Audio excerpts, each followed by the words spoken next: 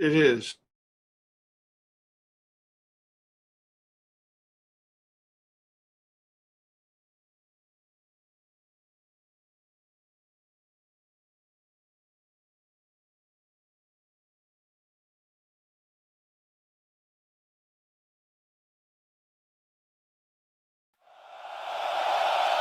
Live from Los Alamos, it is the JFL Championship. The betting windows close. Place your lives on the line.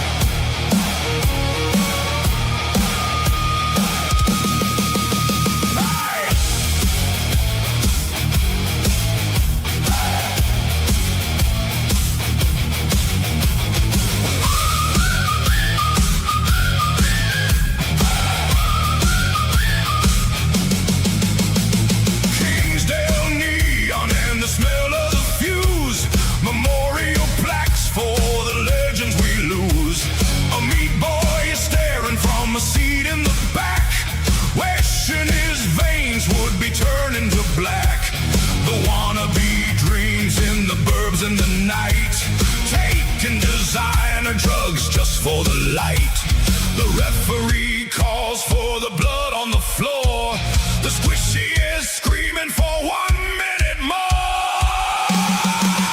Crown the dead ball king in the glass. Spiked ball kiss and a bone break crash. JFL pride on a 5-year fuse. We are the jocks that the gamblers choose. Live for the edge and die for the fame.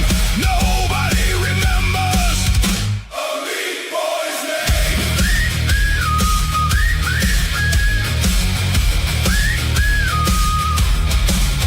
Low.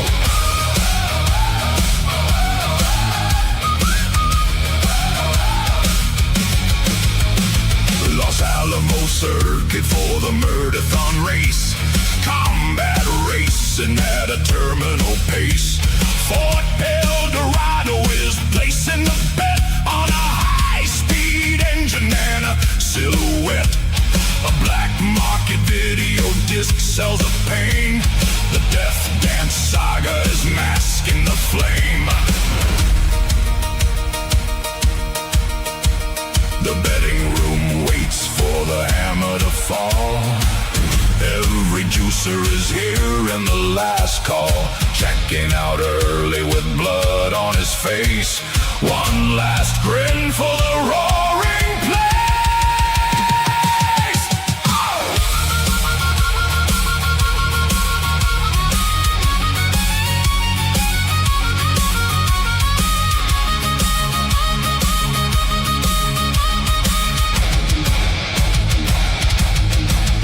Crown the dead ball king in the glass. Spike ball kiss and a bone break crash. JFL pride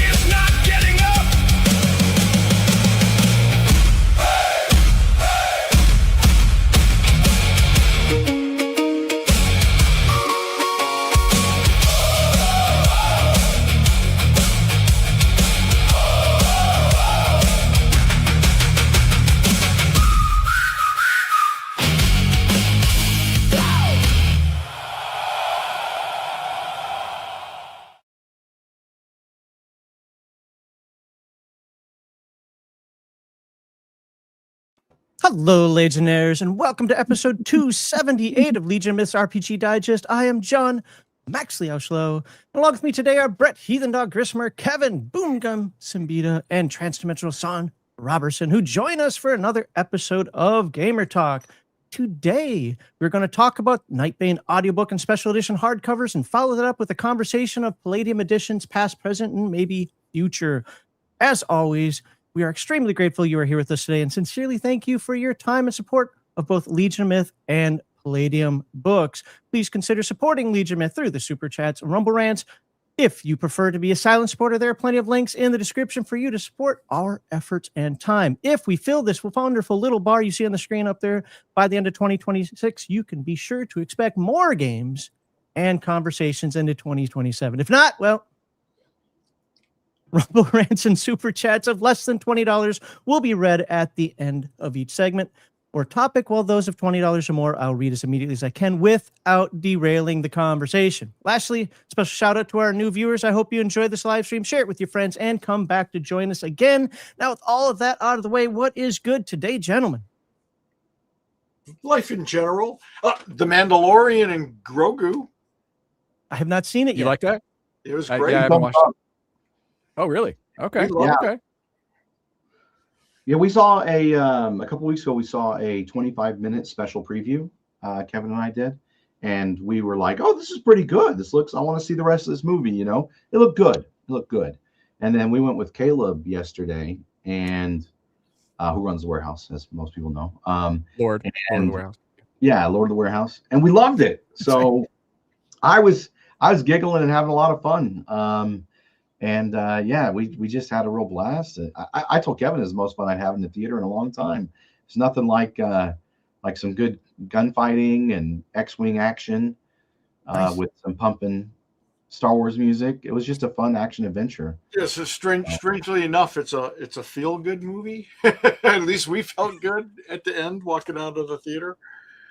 So Yeah, it was an action adventure movie, and it was not like, it wasn't like Empire Strikes Back or something, right? And it didn't have this whole like the shifting of the entire Skywalker saga and the Empire hangs in the balance.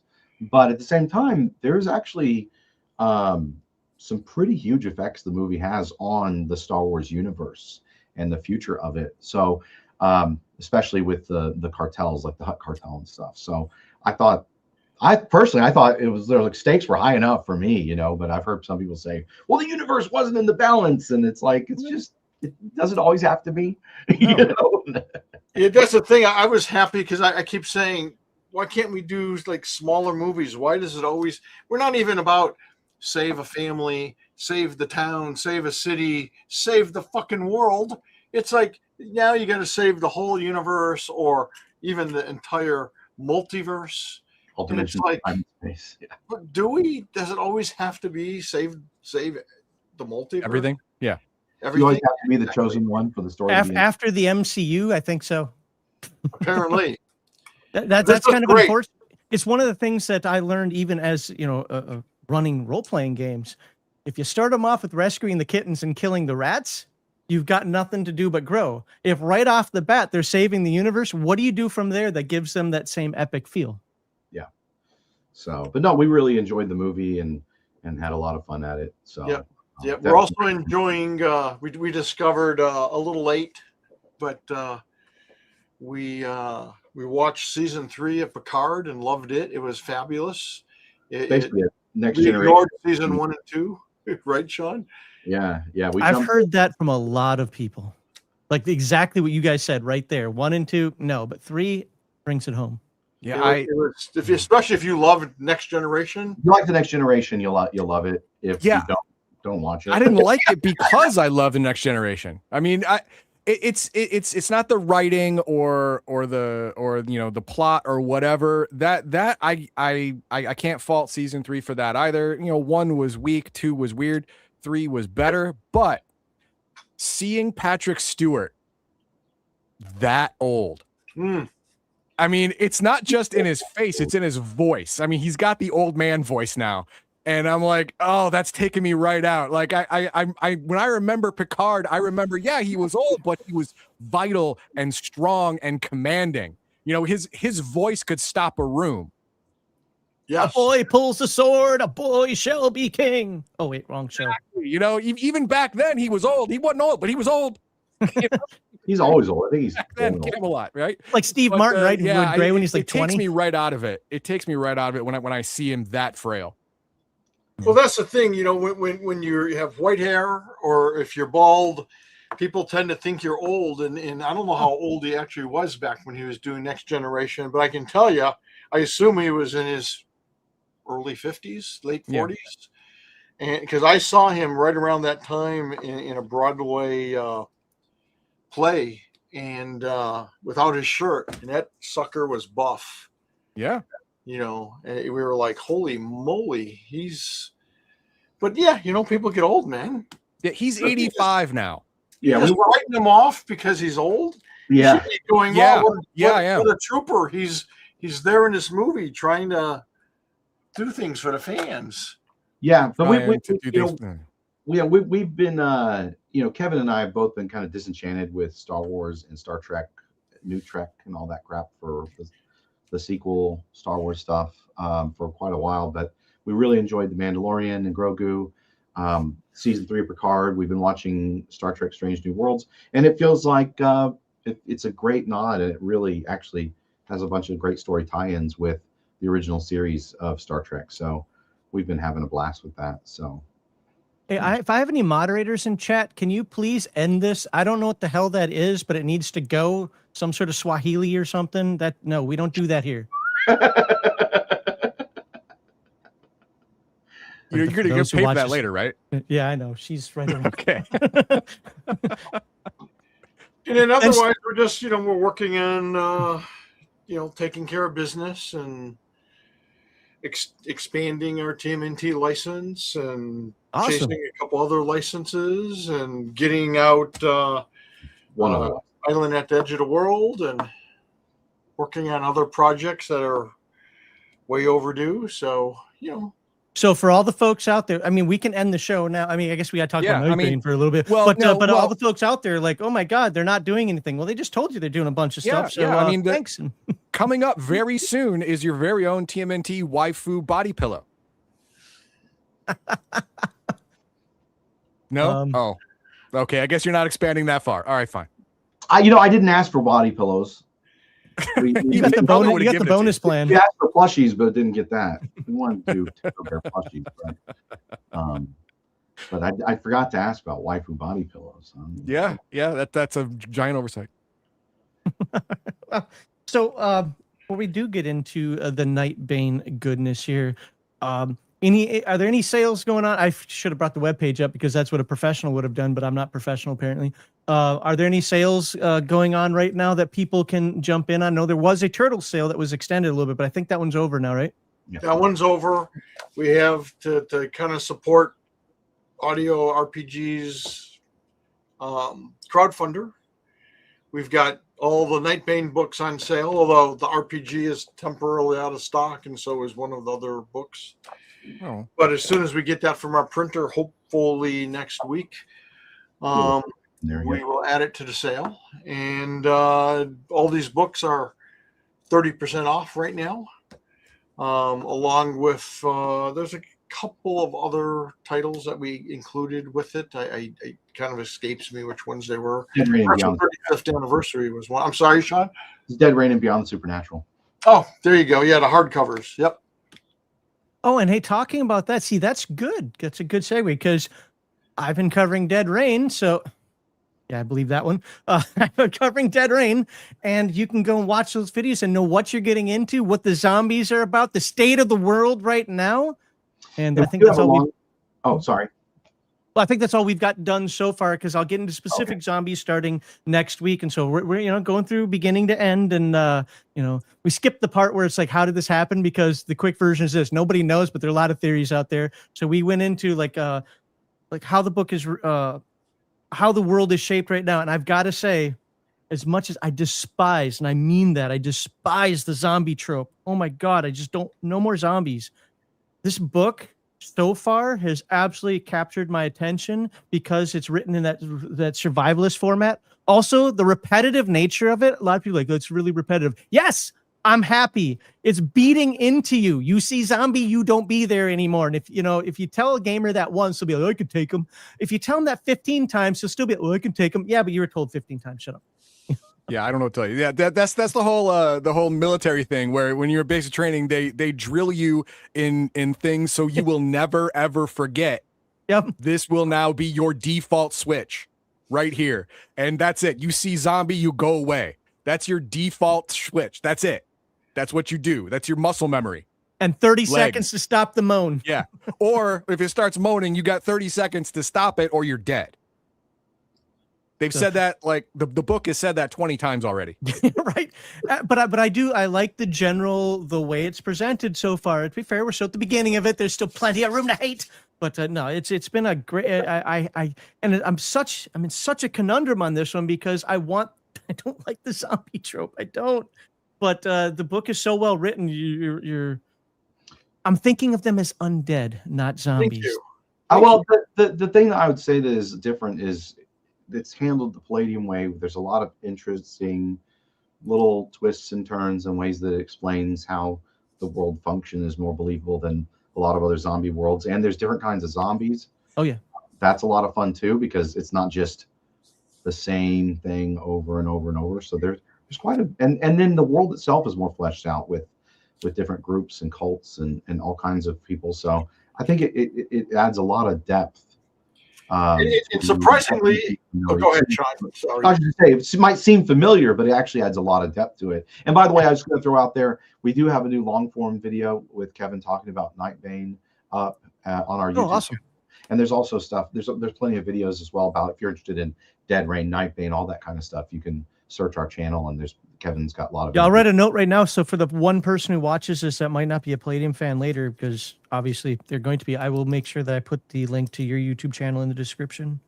Yeah, and while he was doing Dead Rain last week, I decided, well, we're going to talk about Nightbane this week. So last week I talked about Nightbane as well.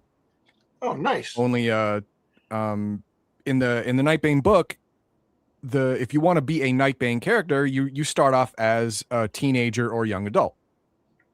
And that's it. And when you are a teenager or young adult, that's probably great. Like, oh yeah, okay. Yeah, I want to do that. But as you get older, maybe you don't want to be, 16, 20. Maybe you want to be older. Well, how do you do that? And I went through ways to change the skills so you can have a profession. Or if you have Heroes Unlimited, you can use the education system. Or if you have Beyond the Supernatural, you can use the occupation system, which I think is better.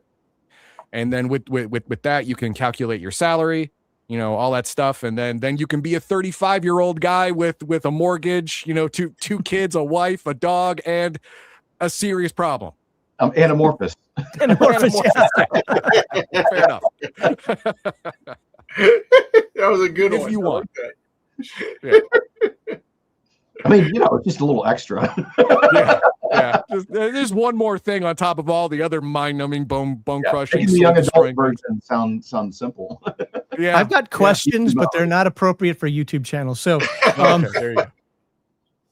So yeah, awesome. So so we've covered Nightbane. We've covered covering Dead Rain right now. Check that out. Obviously, Heathen Dog has a whole series on Beyond the Supernatural. We did do Beyond the Supernatural, right? Yeah, we did Beyond the Supernatural. I mean, I did Nightbane awesome. too. I did a couple of things on the book and one of the supplementary. Did we do books. a full series on it in 2022 when you had your? I don't think so. I don't think I did a full series. No. Okay. And strangely enough, Dead Rain is a great introductory game. Oh my God, yes.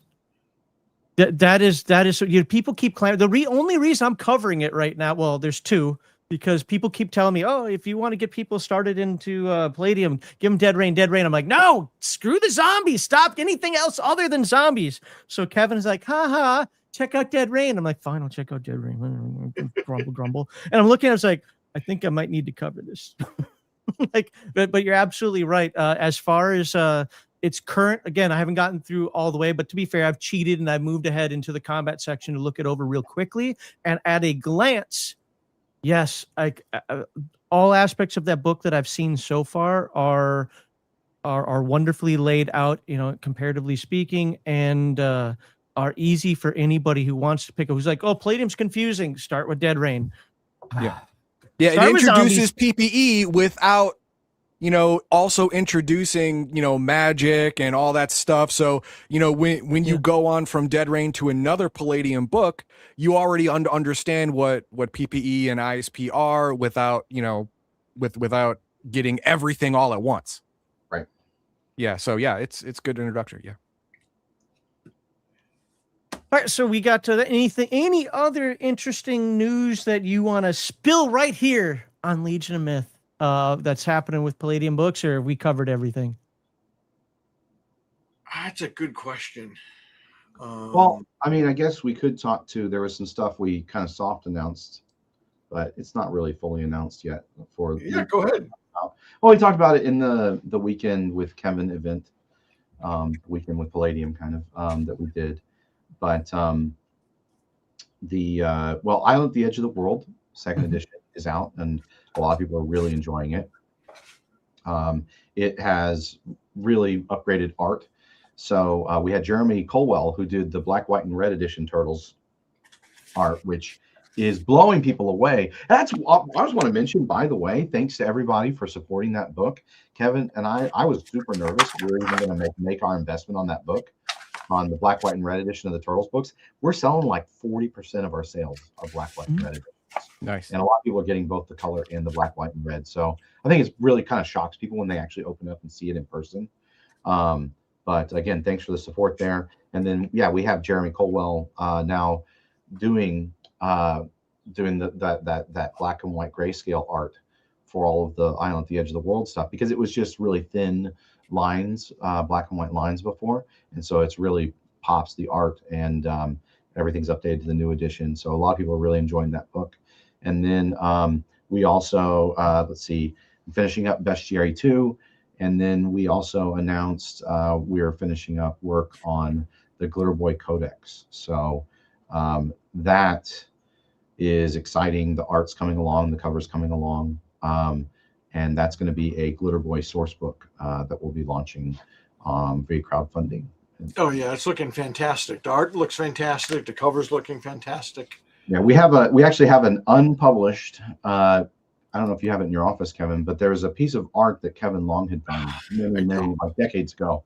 It was supposed to be either a cover illustration, full page illustration, and it was just penciled. It was never finished. And so we have Mike Majestic finishing up the inks on that, and now he's doing the color work on it in all the chromium reflective glory.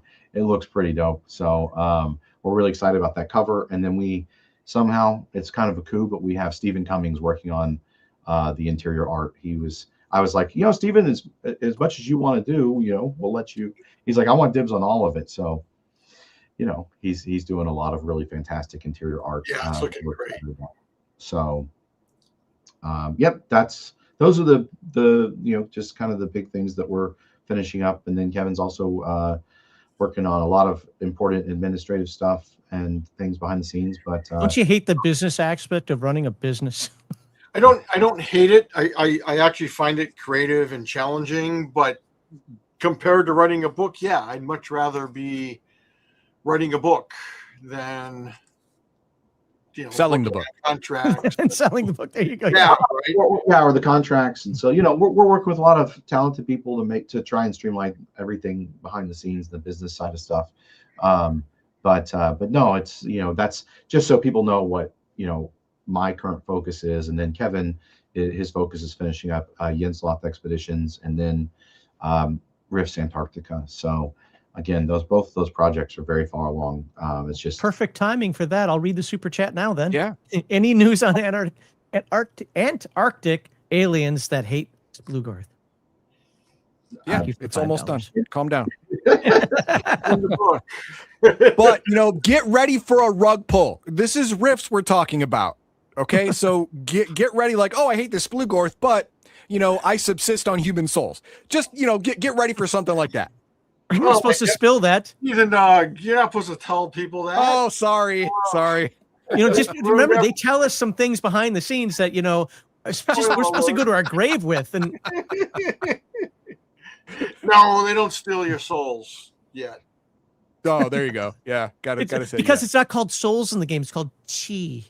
Oh, well, you can take all the chi. I hate you. You can just take all the chi you want. Num nums. One other question, real quick, or not question, comment here. Regan Wright says, got to meet him at the weekend event. That was awesome.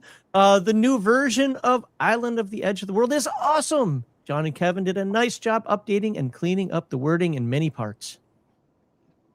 Cool. Glad you like it. So awesome. All right. Well, I think we're going to just jump in then to the first segment of what we're here for. We're going to take a look at the whole Nightbane Kickstarter, which I was jokingly saying, like, no, it's not about audiobooks. It's about the 7 hardcover edition. Then I looked at actually how it's like advertising. We're like, oh, they went that route too. Dang it. Where is that's not screen sharing? That's not screen sharing. Hello, click the right thing. Professional. There we go. Yeah, I just have to remind myself I'm a professional. It works. Awesome. I'm closing out the chat for a moment, so if you can pay attention to that. Okay. Awesome. So here we go. Let me put the link right there in the description. I think it's in the description of the live stream already, but I'm putting it into chat on Rumble and YouTube for folks. There you go. The complete role-playing game Nightbane. And when you say complete, you're not lying, right? This is every book for Nightbane, if I remember correctly. Yes. And they're all going to be in these wonderful... If you haven't seen them, it's my Palladium Fantasy version. Look at that. It's just as reflective as it shows on the on the image there. So same, awesome. It'll be the same printer. There we go. So no changes there. I have not watched this video yet. We can maybe come back to that in a moment if it's not 4 hours long. It's what not is a video. It's like a brief audio. It's a sample audio narration. So Okay, well, maybe that'll be good for folks to hear, compressed by YouTube and coming through StreamYard. But we'll take a look at that in a moment, though. So what is Nightbane? Well, I'm guessing if you're here, you know what Nightbane is. But I'm not going to read all this stuff out. I'm going to ask Kevin and Sean, what the heck is Nightbane? I don't know. No, they didn't write any of this. And in fact, by the way, we'll have some. We have our long video on our YouTube channel, but there's also some short videos. Mm-hmm. I've started doing. I guess I should say we've started doing what we're calling reels. A minute to 2 minute little informational descriptions of various books and what's in them, and there'll be a lot more coming along with our regular larger longer format stuff. But watch for the Nightbane ones. I think you'll get a kick out of those. I hope. And then Nightbane is cool. So it's the brainchild of C.J. Carella, who also wrote Juicer Uprising and Phase World, and it's a modern horror game with an interesting premise. So basically, the world is like the world we all know, and everything is fine. And then one morning, it's not morning. It's still pitch black out. There's no stars in the skies. People just start to go, oh my God, what's going on? Some people kill themselves. Some people start looting and that kind of thing.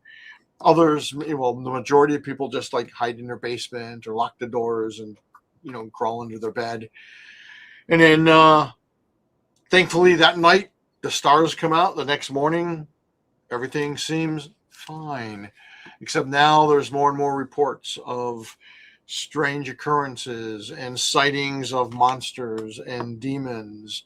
Even more disturbing, there's a lot of reports of people going, hey, you know what, my teacher, he looks like my teacher and talks like my teacher, but he doesn't seem like he's my teacher. Or worse, my parents, they just seem different. They seem crueler or more scary.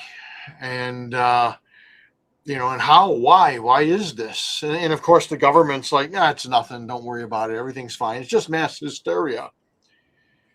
But even worse, perhaps, if you're playing the game, your character wakes up one morning and looks in the mirror and sees, maybe a creature that looks like this, You're not your teacher. and you're some horrible creature, because you find out that you are what is known as the Nightbane, and because they are the Bane of Night, they're the automatic enemies of the Night Lords and their demonic minions that came through on Dark Day and have infiltrated, the top governments and law enforcement and the alphabet soup of agencies, and they are doing things to corrupt and harm humans, to kind of turn our world into their playpen for their own cruel inhumanity. So they actually have a goal: Yeah, pretty much. kill all humans. Well, no. And that's It's more like to torture, have fun. Torment. Yeah. They want to corrupt and Hold on, bro. cause mayhem.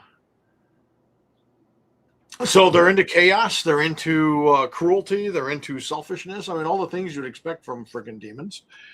And but they're doing it very subtly. They're trying to just change things with laws and in society, and turning a blind eye to all kinds of negative behavior and crimes. And the thing is a Nightbane, and they can shape change. A lot of demons can shape change, and so you don't know who they are.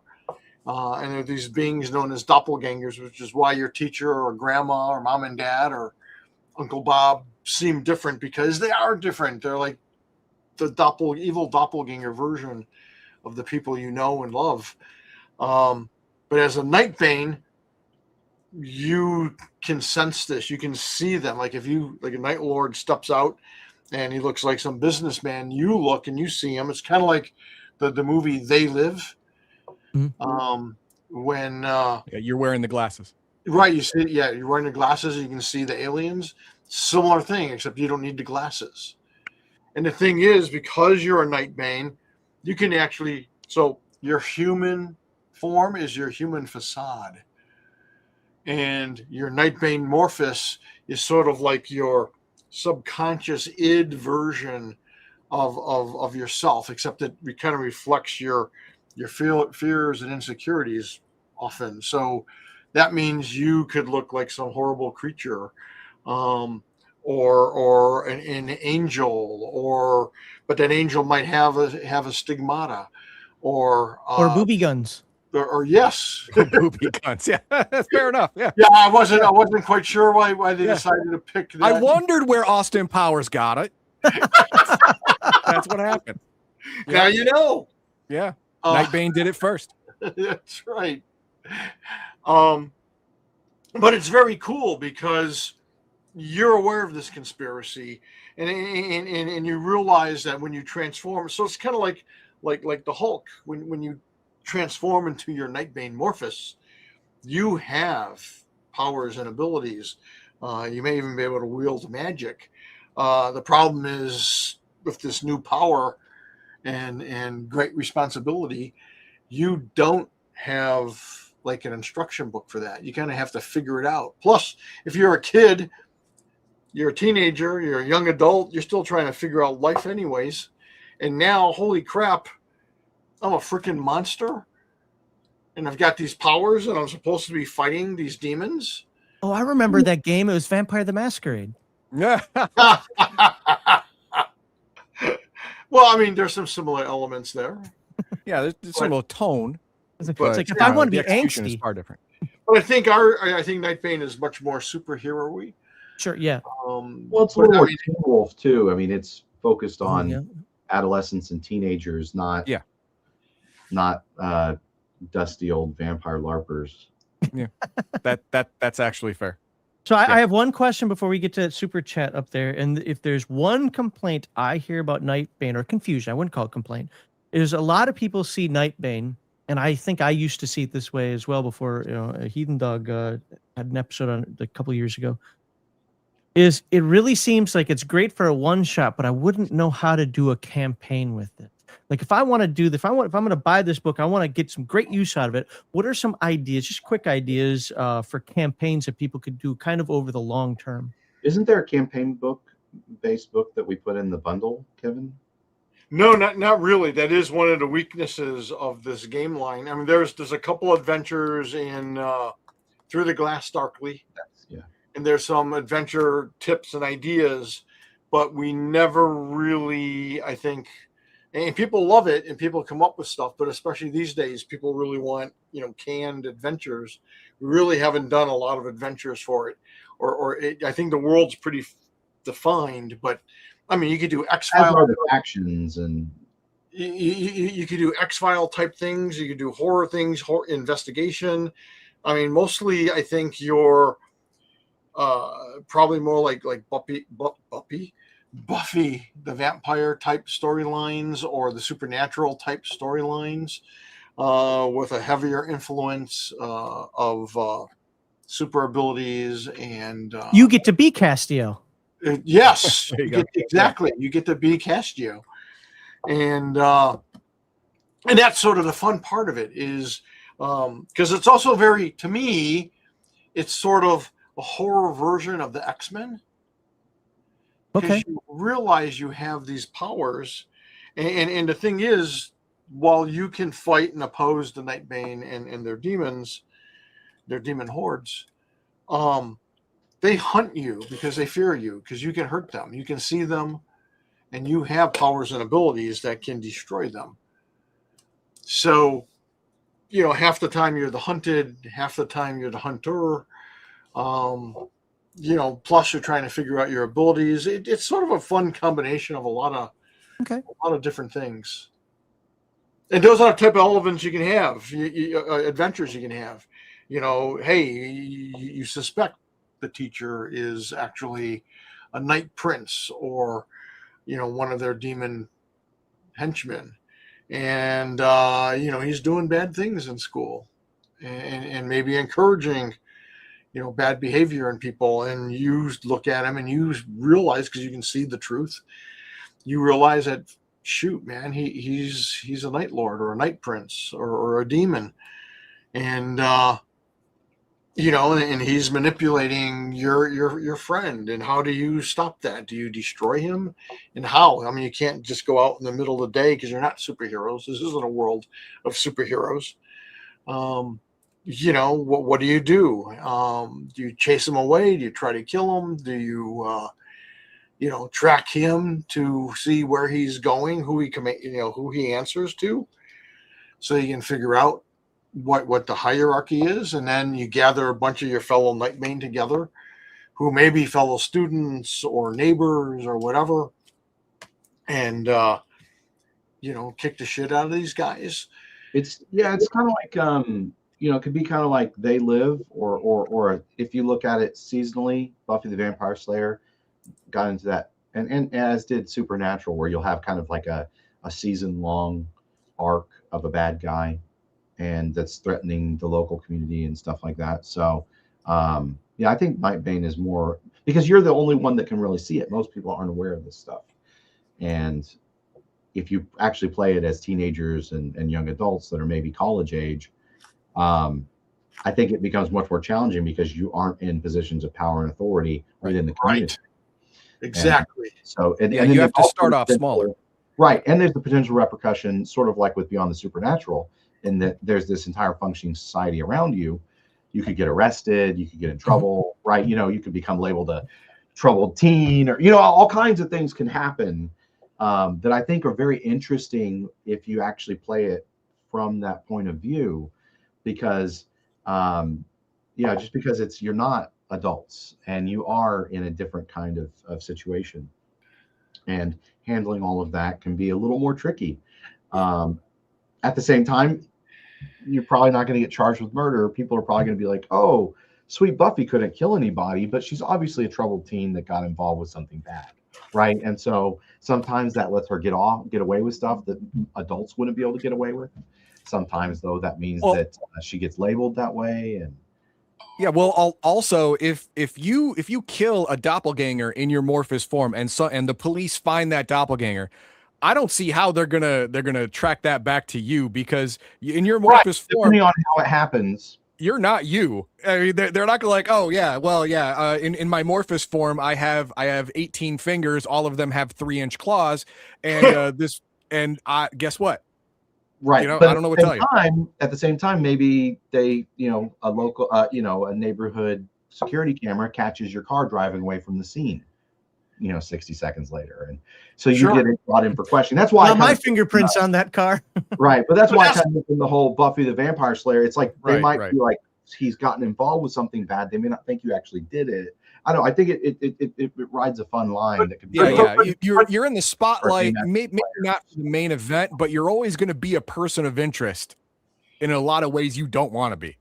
Right. Well, that's the thing and that's one of the beauties and fun things about Nightbane that Heathen Dog touched upon, is that when you transform, you're completely different looking. I mean, you're like I said, it's like Bruce Banner turning into the Hulk. Mm-hmm. Although in the more modern day representations, you can clearly tell it's Bruce Banner if you have time to look at the guy who's throwing around cars. But you're completely different. I mean, these characters on the cover are Nightbane, and that's one of you. Yeah. And so so you sort of have that instant mask. You don't have to make a costume and hide your identity. It's instantly hidden in 99% of the time. And if you're not sure of that, go watch the video where we made a Nightbane character, my Cenobite nonsense, transparent or transparent his turned out way whatever different. It was. Yeah, I mean, we got a one here. Nerdy Ogre says, not all Morphous forms are drastically different. Man, if you roll the random roll table, 99 times out of 10, your Morphous form is going to be drastically different. I mean, you can get lucky some and like, oh no, all I have is a crown of thorns and I glow a little bit. That's it. But most of the time, nah, man, that's not you. Right. Yeah. And because it's not a world of superheroes, even if you look like a beautiful version of yourself and you have angel wings and glow slightly. I mean, when they pull up to the kid's house and say, "Hey, where were you last night?" and he's like, or she's like, "Hey, gosh," right there. Yeah. How could that be me? I don't know what's going on, and I'm just a pimple-faced kid. I don't have wings. I don't glow. I mean, what the hell?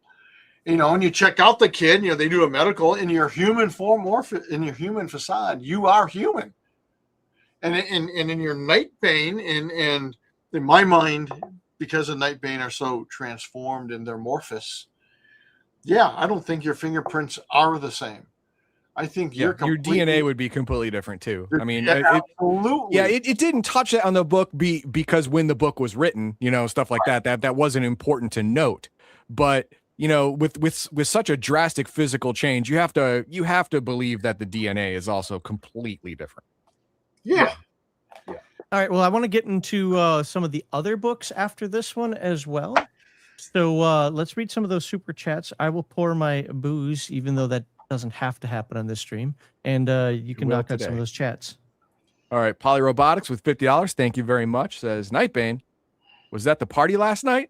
I don't know what that's referencing. Well, you were in if you're in the military, you know what that's referencing. Or we're teenagers here. Man, your sister's hot. You haven't seen her Morphous. No. Oh, copy. Okay, got it. And Polyrobotics for the $50. Thank you very much. I'm running out of this alcohol. Full Metal Dragon says the dark day is how we got social media. I agree. I agree. I can't argue that one. I can't either. Then we have we have CPK, chain guns in the chest. Right? We all saw it, and it was glorious. It's just like Gundam F91. There you go. Or it's the slug thrower version of the Guyver chest cannon thing. It's all the same. Don't worry about it. Or a weapon arm. There you go. Just don't think too much about it. So someone made a comment. I think it was Full Metal Dragon said, "Hey, so they're grim, kind of, except they're more like the Grimm's buddy." By the way, that's a show I really liked. Yeah, it was a good show. I didn't like the last season, but the rest of it was good. But and it's also kind of reminiscent of the Nightbreed, Clive Barker's Nightbreed. Mhm. But there's just so many cool elements. I mean, it's kind of like the Grimm, except like his werewolf buddy, who, are you going to be able to identify his buddy when in his human form that he was the werewolf? No. And your Nightbane Morphus might be a werewolf, or might be a lizard person, or a snake person, or something completely Or alien. the Gill Man. Yeah, I mean, that's sort of the fun of it. In fact, people love. That's why there's a million freaking Morphuses. Oh yeah. People kept asking for more, because you can just turn into these hideous things, and you get special powers depending on what your form is, plus whatever your talents are. Yeah, Heathen Dog covered a couple from the Rifters, and I'm like, oh my gosh. In the first 10 or 15 Rifters, there's 2 or 3 different articles just on extra Morphous forms. And some are very, very creepy. Yeah, and some are very, very weird. Like, I don't know about that one, man. Absolutely. And there's a lot of body horror in this too. Yes, but it's urban fantasy in that, you're mostly playing, young adults, and there's magic, and there's monsters, and dark conspiracy, and all that jazz. It's just I mean, if you've seen like classic movies like Existence and Terrordrome and stuff like that, where there is a supernatural conspiracy going on mixed with body horror, that is a path that you can have this game follow, and it'll fit just fine. So Clive Barker meets David Cronenberg. Yeah, there you go. Then we have so Nightbane doesn't really exist. They're just normal kids going through puberty. Well, if you've ever had a teenage sister or sibling, then maybe you'll recognize the Nightbane in her. But that is one of the themes of the book. If you play it straight, that is one of the themes where the reason why teenagers are the ones that mostly express this change is, one, they are going through puberty. Their bodies are naturally going through a bunch of changes. It takes less magical energy to just jumpstart this whole process, and it's the whole psychology behind it. When you're a teenager, your personality is changing. You might even be actively trying out being a different kind of person, and this whole Nightbane transformation literally makes you a different kind of person. So yeah, there's a whole lot of stuff like that. And of course, the whole Nightbane, H.P. Lovecraft writes X-Men. Yeah. That's a great, I love that. I'm going to steal that. Nerdy Ogre, it's stolen. Good job. Don't worry, Nerdy Ogre. This live stream will still exist. You'll have your just time. You'll have the credit. Don't worry. The Nightbane random tables are awesome for creating mutants in a post-apocalyptic setting. I think that's too extreme for your average setting. The Morphous tables are a little too extreme in my opinion. But if you have that kind of post-apocalypse where you've got like radiation and chemical poisoning and all that stuff, then okay, I could see that. What's that? Yeah, just a weird Nightbane. With 3 mouths. 3 mouths. Yeah. That's nightmare fuel. That's basically what it is, though. That's what it is. William Sova says a kid one day wakes up to discover that he has transformed into a French Canadian. Truly a horrifying ability. That sadly that is not on any of the tables that I've seen. But if I woke up French Canadian, I would be riddled with self-loathing. Sorry, so, Mr. Max and Bear. You can deal with Heathen Dog, not with me, please. You can if you want, but be Canadian or be French. Don't be both. It's crazy. All right, and that's all I marked off. But let me look a little bit ahead of time when I wasn't looking. Oh, here we go. To find Clive Barker's The Nightbane Chronicles, 1990.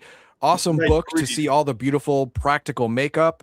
Some seen no more than a few seconds on the screen. So yeah, if you want ideas for making your own Nightbane tables or altering the ones that are there for your table, then a book like this would give you an amazing amount of ideas. And like Max said, Clive Barker and many other directors and writers out there have made a whole bunch of movies. The Thing, You know, it's a remake, sure, but yeah, the 1980s the thing could give you great ideas to add to or make your own Morphous tables, and it should fit right in. I mean, because it fits right into the lore. And by the way, that was a typo. It should say Nightbreed, not Nightbane. Oh, right. Okay, carry on. Just wanted to make that clear. Another author, if anyone read his stuff, I remember reading it back in high school, was like Dean Koontz. Had a bunch of different novels that were similar, where it was horror, but often the protagonist could see the bad guys, could see the the various bad guy demons or minions walking amongst humanity, whereas most other people couldn't. And so it was just this kind of interesting, almost subgenre of urban fantasy. The Highlander has some elements of that as well. Yeah, the Highlanders can sense each other when they're nearby, but no one else can tell. Yeah. And that's that's about it. Excellent. Well, the next thing I'd like to do in part of this, we've described what Nightbane is, but you're getting 7 books if you back this. 7. And you want those nice, beautiful hardcovers. Again, let me show my Palladium Fantasy version of this. Nice, solid hardcover. Actually, this is one of the few that I have in hardcover. Show off the interior printing too, because it's really nice. Yeah, that's fair. Nice and deep. Maybe where there's some art. I'll just He doesn't, well, I like to no, show he, off some he of the doesn't care small about the art. He cares about the words. I like to show some of the small text though, so people can understand that it's deep, not faded on the page. But yeah, you got that there. And hold on, this book doesn't have quite as much art in as some of the other ones. Let's be fair about that. We're the Man of Arms. Yeah, it's just that particular printer does a really good job with their books. And so I agree. I want to completely. I just want to make sure people understand that it's going to be one of the nicer print runs of our material. Mine is not quite as deeply printed as, say, like Heroes Unlimited and whatnot, but I've seen some other ones, more recent ones, and they were absolutely stunningly black. So just something that I really enjoy. But yeah, so it's well done. And I was going to say before, like modern books, I tend to not like hardcover. I like the hardcover as kind of like the collector's book, yay, if I'm going to do that. I've kind of grown out of the idea of hardcovers because they honestly, when you pass it around the table and so forth, they seem to fall apart quicker. This one is one of the few. This one and my Free League Forbidden Lands books are like the only exceptions to that rule. So that's something. If it's going to be the same printer, then you're getting a solid book that you can have people open and close and pass on and so forth. That isn't going to fall apart, after 3 sessions. Oh, but I want to talk about some of these other books, and we don't have to dive into them with like full, hour-long treatises on these things, but at the same time, to let people know a little bit more about what comes. Okay, we got the main book. It's got some Morphous. It's probably got the background story. Sure, cool, got that. So let's just go in order here. Between the Shadows, what is that going to add to the player game master's repertoire? Well, you get more information about the world and some of the allegedly human organizations like Spook Squad and CIA, FBI, DEA. But it also delves into travel to the astral plane and what you might find there, and then the dangers of the dream stream, kind of thing, Freddy Krueger, that kind of thing. And those are a lot of fun. It's there's also more information about different morphuses and things in that book, although they're all the morphuses are collected in the last book in the series for people's convenience. Okay. But yeah, there's some really neat stuff that I don't think a lot of people really think about the astral plane, and CJ and I really kind of went into describing it and how it works and that kind of thing. Okay. So it's fun. And then after this, so what does it say here? It says between the Shadow, you get new classes, including Astral Mage, new psionic abilities, Nightbane talents, Morphous shapes, and data. New places to explore, like the Astral Plane and the Dream Stream. Dream Warriors. All right, Nightlands. What is this one about? So the Nightlands is where the Night Lords come from, and most of their demons too. And it's it's a hideous, twisted version of our own Earth. So you can actually find like New York City and Detroit and Chicago and LA versions in this world. Already bad enough. Do I really want to? Right. But and so mirrors are sort of a big deal in Nightbane. So it's that's the Night Lords and their minions, and especially the doppelgangers, can travel through mirrors from the Nightlands to our Earth and back and forth. So if your mom and dad's been replaced by doppelgangers, they're actually someplace in the Nightlands. So all you women that spend all that time in front of mirrors, you're just setting yourself up for failure. Yes, you might as well say Bloody Mary 3 times because you're screwed. That's it. It's over. And then there's more monsters and creatures in the book, and more about the different some of the different Night Lords who have power and sway in that realm. Okay. So here it says extensive lore around the Nightlands and Night Lords. As Kevin stated, new character classes, powers, and minions, new talents, morphous shapes, and always with the morphous shapes. Like things weren't creepy enough. Yeah. No, you get more creep. No, It's more great. creepy. Campaign and adventure hooks. I'm guessing this is a hook, line, and sinker concept. yeah. Perfect. All right, then the next one, Through the Glass Darkly. So Through the Glass Darkly is one of my personal favorites because it really delves into some twisted magic. I especially like the flesh sculptor who can use magic to like reshape your face. I mean, they're evil, so they tend to use it to disfigure people and blackmail people. But it's one of those things where you can use it to intimidate people and to blackmail them and to torture them and to disguise. And it's really cool. It was written by a really excellent author, Kevin Hassel, and it's just freaking great. I love it. And there's things like Living Pathways and the Nemesis RCC.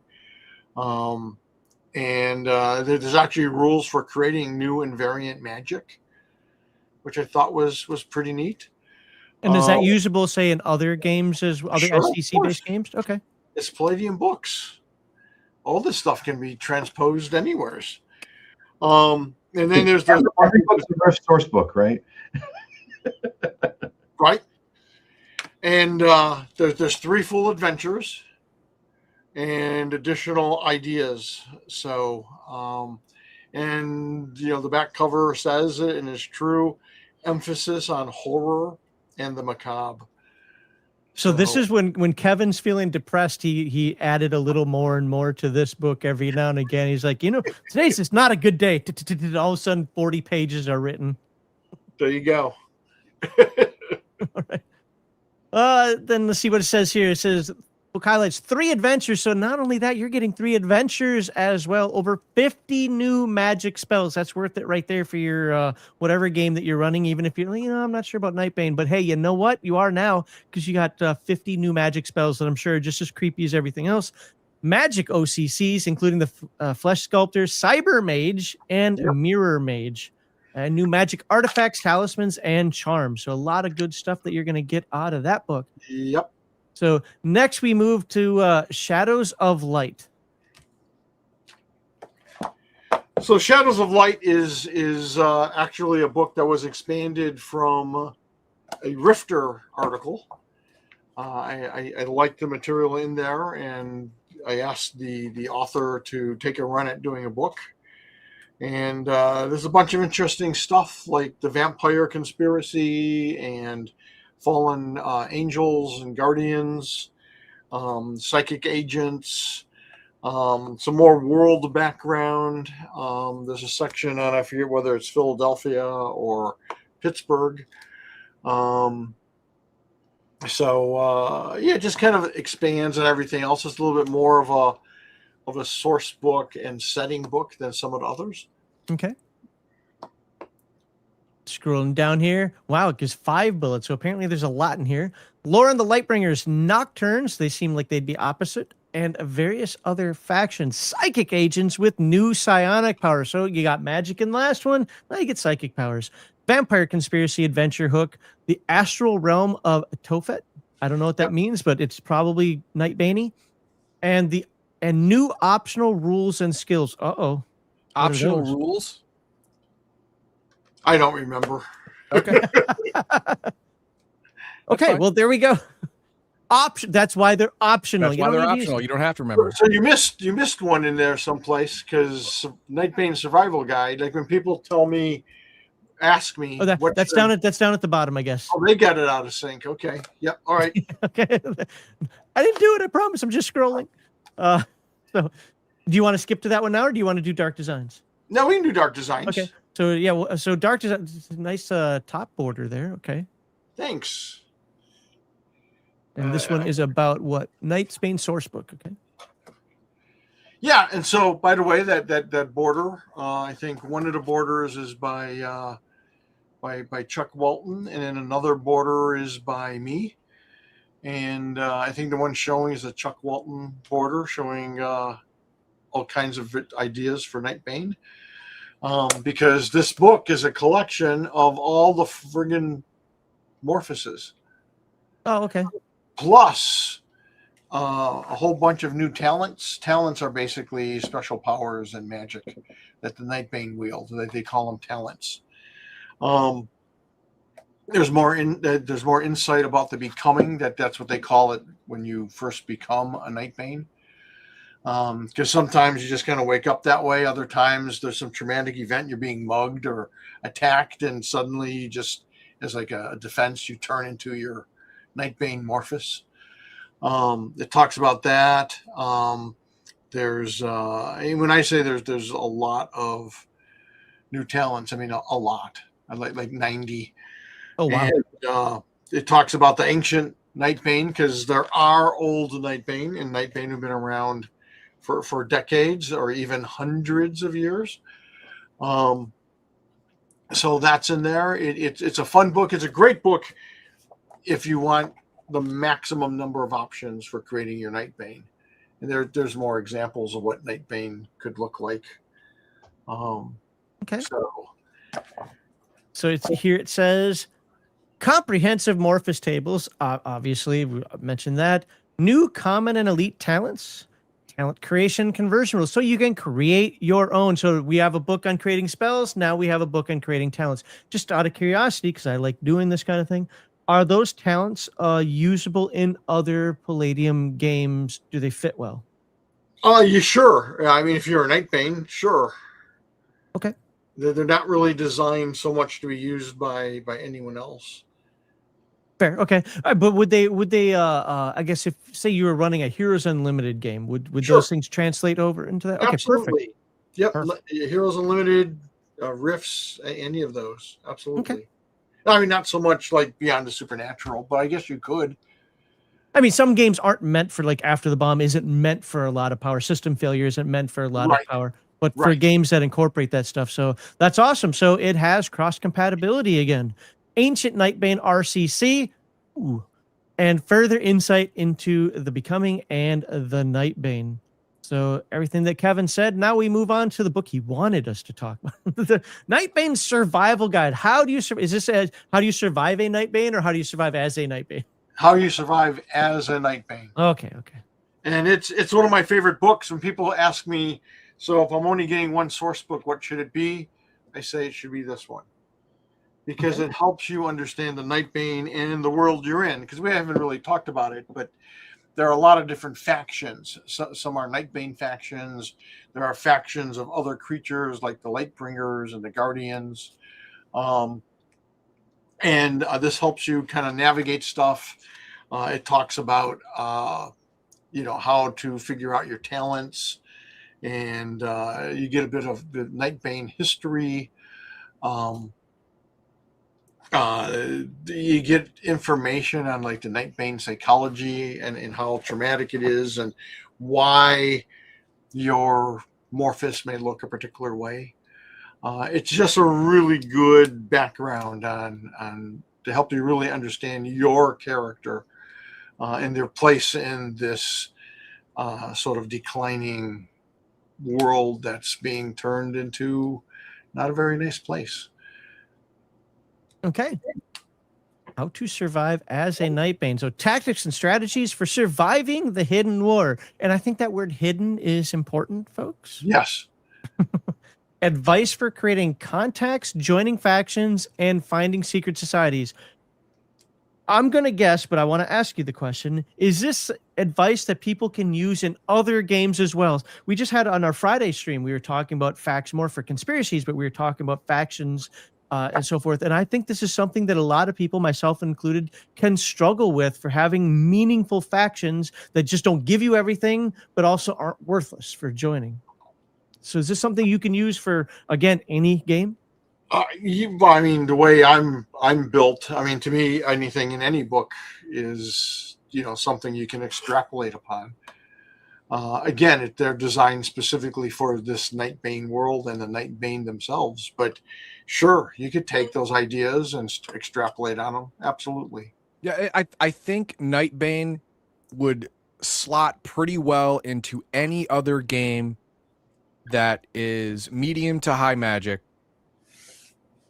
already has magic and or psionics. The Nightbane will fit. You may have to shave some corners to make that slightly oval block fit into a round hole or whatever, but it will work. Now, if you want to put Nightbane stuff into worlds that don't have magic or psionics, like Recon or something like that, it's probably gonna not balance the game. It's gonna fall off. It's not gonna work out for you. But anything with magic or Heroes Unlimited, stuff like that, that have high power, characters anyway, it'll fit. That's the cool thing about having these factions, secret factions, and secret societies. They do this in comics all the time. They add a whole new dimension to an entire setting by suddenly introducing hidden factions and secret societies like that are very powerful people. They did the same thing in Supernatural when they went. It was season 3. They introduced angels, and I think that's when Castiel was introduced. Yeah. But it was like before that, they didn't talk about that at all. And suddenly they added this whole new dimension to the show and the setting, right? So you can definitely do that, especially if you're, wanting to spice up a game that you've already got going. And maybe you already kind of finished a long season-long kind of type story arc or something. And you're like, hey, we really like this, but I need a totally new direction and some fun stuff for the players to unravel. That can be great for a Heroes Unlimited or a Beyond the Supernatural game. Yep. Well, and the thing is, in Nightbane, not all Nightbane are necessarily good. Some actually work for the Night Lords or for big bucks. Have you met teenagers? They can go bad real quick. Point taken. And FYI, I think if I recall correctly, Nightbane was set in like the year 2008. That was a CJ thing. I forget why. But yes, you can move it to modern day. I sure would, with cell phones and everything. Technology has changed so much since 2008. And then combine it with system failure. Oh God, that's a gut punch. Don't do that. And I do want to point out to people, because if you just glance at the page, it kind of looks like you have to get the mega bundle to get all 7 books. But that's not true. You can buy them as add-ons. So if you only want 1 or 2 of your favorite hardcovers, or you can only afford a couple of them, you can do that. So don't think that you have to buy the whole friggin' set. And it is a better deal if you do get the whole. If you want to get all of them, Mm-hmm. you're better off getting the set because it's a discount versus getting each one of them piecemeal. Absolutely. But and we will definitely take a look at the different packages here in just a moment, so people can make that decision. But that is one cool thing about crowdfunding is, they have their set packages, but before you hit, that's what I want, it always gives you, how about these things? Or Would you like to add something on? Because sometimes people want something different, and I'm going to complain here in just a moment. So, but before I complain, let's finish this up here. So we got new Morphous tables and talents yet again. Nightbane creation guidelines. We need more guidelines. And adventure hooks and world lore. So there you go. So survival guide comes with a whole bunch of stuff. And as Kevin said, if you're only going to get one, get the Nightbane book and then get the survival guide and you're off to the races. But that's not all, folks. That's not all. You get a half a set of dice. I will still argue to this day if it does not come with 3D6. I will never use them. It doesn't come with 3D6. There's no point in those dice. Don't you have the 1,000? Except for the cool, they look cool. And no, the container's cool. I like the yeah. container. Yeah, absolutely. Dice sets need to come with 3D6. I don't understand this. Okay, old man. Never have. Let's move on. Don't you have 1,000 3D6s? Yeah, but they have to match. Otherwise, they're going to roll differently. D&D broke everything. Anywho, but they are definitely in Nightbane colors. I do actually like the box. I thought it looked really great. Yeah. Yeah, they do. And you could squeeze in 2 more D6s in there probably to actually have a full dice set. I think there's room for that. You can do it. No, now, we can't. what's that? Oh, are you saying like a player could do that? Yeah. I mean, I think you could probably fit it in the box. Yeah. And don't get those little tiny ones that the game master can't read. You're a bad person. But on top of this, now we have the audiobooks. Battletech dice. that's true. For $30, Nightbane RPG audiobook. Now, before you go, oh my God, that's too much. Wait till we get to the packages. We're just kind of showing off now that there's audiobooks and what everything that you'll get. But we'll get to the full packages. We'll read down them in just a moment. You have the audiobook and PDF for $35. You have the audiobook, PDF, and hardcover. So, hey, now you got it on your tablet. You can have the hardcover at the table. And I'm not lying. Somebody commented on Rumble saying, I'm telling you, these are actually really good quality. I'm not saying that just because Kevin and Sean are on. As you can see, I have no shame in saying things I don't like. These are really good books. And look, for full disclosure, you're not going to see it in this because I did on my other account. I backed it. I have never played Nightbane in my life, and I backed it for all 7 books. So I'm going to go broke, and I'm going to get a divorce soon. But hey, that's what happens. Audiobook bundle. So you can listen to this stuff in your truck as you're going to work, when you're in your backyard working, or if somebody's just yapping at you constantly, you just want to put the headset on. I'm going to listen to the audiobook. You can put those on. We will listen to the intro in just a moment. So booyah, $159. That's a lot of money. Have you seen the price of audiobooks recently? No, that's not a lot of money. Digital bundle, audiobooks and PDFs for $179. But seven. I want you to remind you, you're getting 7 books. And just because they show phones here, real people or blind people want something bigger. You can look at it on your PC, listen to it on your PC or your tablet or whatever nonsense you got going on. Your TV. You can have it on your TV. I've actually heard of people doing that. Somebody said that for the original Nightbane audiobook that he let it play on his TV. There you go. Then the mega bundle. The one I got. Which is a good deal. It is a very good deal when you consider the hardcovers. I mean, what's all of those books alone, the main book as a hardcover would go anywhere between $55 and $65 minimum. Funny you say that. And then all the other ones would be $40 to $50. You add all that up, and you're already over $300. And then you also get all the digital copies and the audiobooks, and just shut up.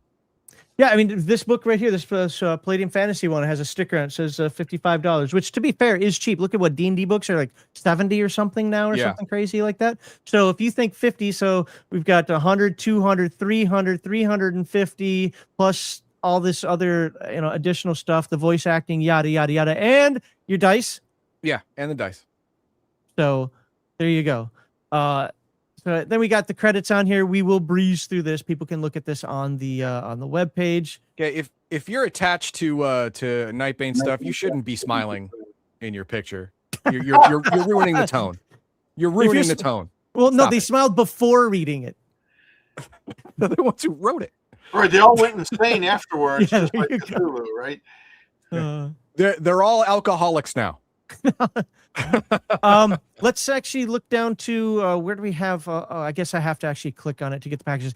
So, because I don't want to click on anything quite yet, let's just let's listen to a little piece of this audio. Hopefully, it comes through here. I haven't done this in a while. You did share the audio, right? No, I did not. So I have to unshare and reshare. Yeah. There you go. So, And you want to skip ahead about 15, 20 seconds. There's some just loud like thunder or something. Oh, yeah. sounds good. I will do that.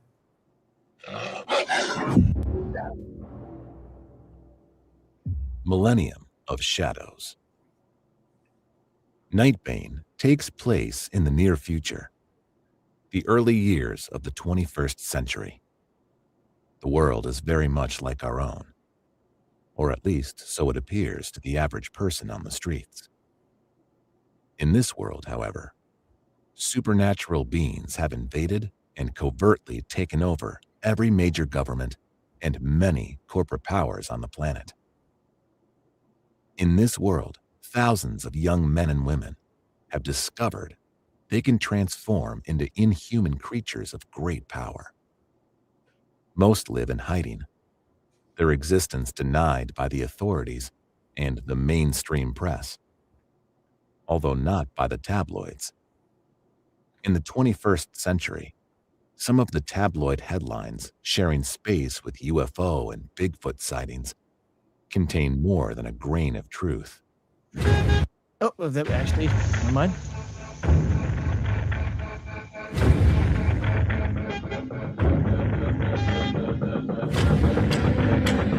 So I was going to ask, but there it is, because I remember the first one actually had some background behind the narration as well. Is that done throughout these? I assume so. You know, this is not something we ourselves do. That's of fair. course. And, you know, we kind of let the people behind it do what they think is best for this product. So as long as the actual material is correct, you know, we've given them some advice. Like we thought it would be ideal if like the same voice actor read all the books, but apparently it's hard to get. You know, they all take time. It's hours and hours to read these things. So, And I think we scrolled through 3 different voice actors. Plus, there was one or two books that were already done. yeah. All right. Well, once again, here's your mega bundle. And by the way, Backerkit lets you do it in 4 monthly payments. So there you go. Pull out those credit cards, folks. That is bad practice. Please, if you can't afford it, get something cheaper. You're just gonna get yourself into a credit hole. No. Or the way we used to teach people in financial planning, use your credit card only for the purposes of getting gas and Nightbane books, and then pay it off right away. Add the Nightbane book part. Yeah. Okay. Includes 22 items. We are not going to list every 22 item, but I'm going to do this so that I can scroll through them so that you can go, oh my God, okay, fine. It's a lot of items on there. And of course, you want to click the Backerkit button right there. And then for $65, okay, we already talked about what's in here. Nightbane audiobook, PDF, and hardcover. So everything one single person will want to need. If you're a player, you got all your needs covered right here. Then the complete digital bundle at $179. Which we already talked about that. This one right here is excellent for game masters. If you want to create your campaign and you want it to last, 6 months, a year, 2 years, whatever, you get this bundle right here, and you'll be able to plan out the main points of your campaign for months or years to come. Right, and tell your players to get their own damn books because you don't want their Cheeto stains in your book. So. Yeah, and you can listen to the audio narration on your commute to work, whatever. Yeah, it is, or laundry or whatever. That's when I listen to mine. I tried doing when I'm in the backyard, but I find myself too much focusing on whatever I'm doing out there. But yeah, when I'm going back and forth to work, 14 items there. I don't want to see less. That's a good one. We want to see more. And then of course the audiobook bundle, which doesn't include the PDFs, but you get all the audiobooks. And got to do the more items. There you go. Almost fills up the screen there. And then finally, hey, you just want the Nightbane role-playing game PDF and audiobook for $35. Again, That price is very fair, folks. If you look at the price of a standard PDF nowadays, this isn't 15 years ago. It was culture shock for me a couple years ago when I started noticing the price, but they're typically around 50% of what a real book would cost. Plus, you got to pay for the voice actor to do voice acting. Yeah, I do a lot of audiobooks, and I'll tell you right now that I cry every time I buy one, but I do understand why they cost that much. Yeah, I think these are all very fairly priced. Oh, yeah. Agreed. And then add-on access. You're just looking for one of the books. You can click this, and then I don't actually want to back it because I already have, but let's see what happens when I click it. Just have to log in, doesn't it? Oh, so you can get the dice by themselves for $19. Again, that case alone is probably worth that. I'll have to order 2 extras. Audiobook, $30. Each audiobook. Okay, this one's each 27. audiobook on its own. Yeah. Oh, that's interesting. A lot of stuff is available as add-ons. Yeah. So, these are all the add-ons. I'm just kind of scrolling through. Yeah. So even if you got everything, maybe you want to get an audiobook for your friend. You're like, man, this Nightbane is so cool. Here, have the Nightbane audiobook and go buy the rest on your own or something. But that's $27. That's $27. So it looks like the main book is $30 and the rest are $27. Okay. Yep. And then hardcover, $65. And before you cry, remember, D&D selling the books for higher than that. Yeah. And they're not the only ones. I just don't know what other folks are charging. Those are the 800-pound gorillas who we compare to. So so you're already getting a deal. And this isn't just hardcover. Similar. Oh, sorry, what's that? Sorry, I was just saying Paizo and the other major publishers are similar, and they might be full color interiors, but a lot of them, you're not getting anywhere near a foil print. The foil covers are even more expensive, right? So that's a good point. And this isn't just the book. This is RPG hardcover, PDF, and audiobook. Yeah. Real quickly, I understand that Audio RPG is doing this, but for you guys, are you going to get copies of these foil to sell on the Palladium Bookstore? No, this is exclusive to the crowdfunder. Yeah. Okay. So no. Folks, don't think that later on, I'll just get it from the Palladium store later. No, you won't. No, and I saw the question was asked earlier. Basically these are being printed by the same printer that does our foil hardcovers, because we were talking to Audio RPG and they wanted they were looking for some special promotion, some special way to promote the audiobooks, and so that's why these books aren't available separately. The whole point is to promote the audiobooks, and we're helping them to make sure that good printers are hard to find, and we use multiple printers depending on what we're printing, and that's constantly changing, and we're having to constantly adapt.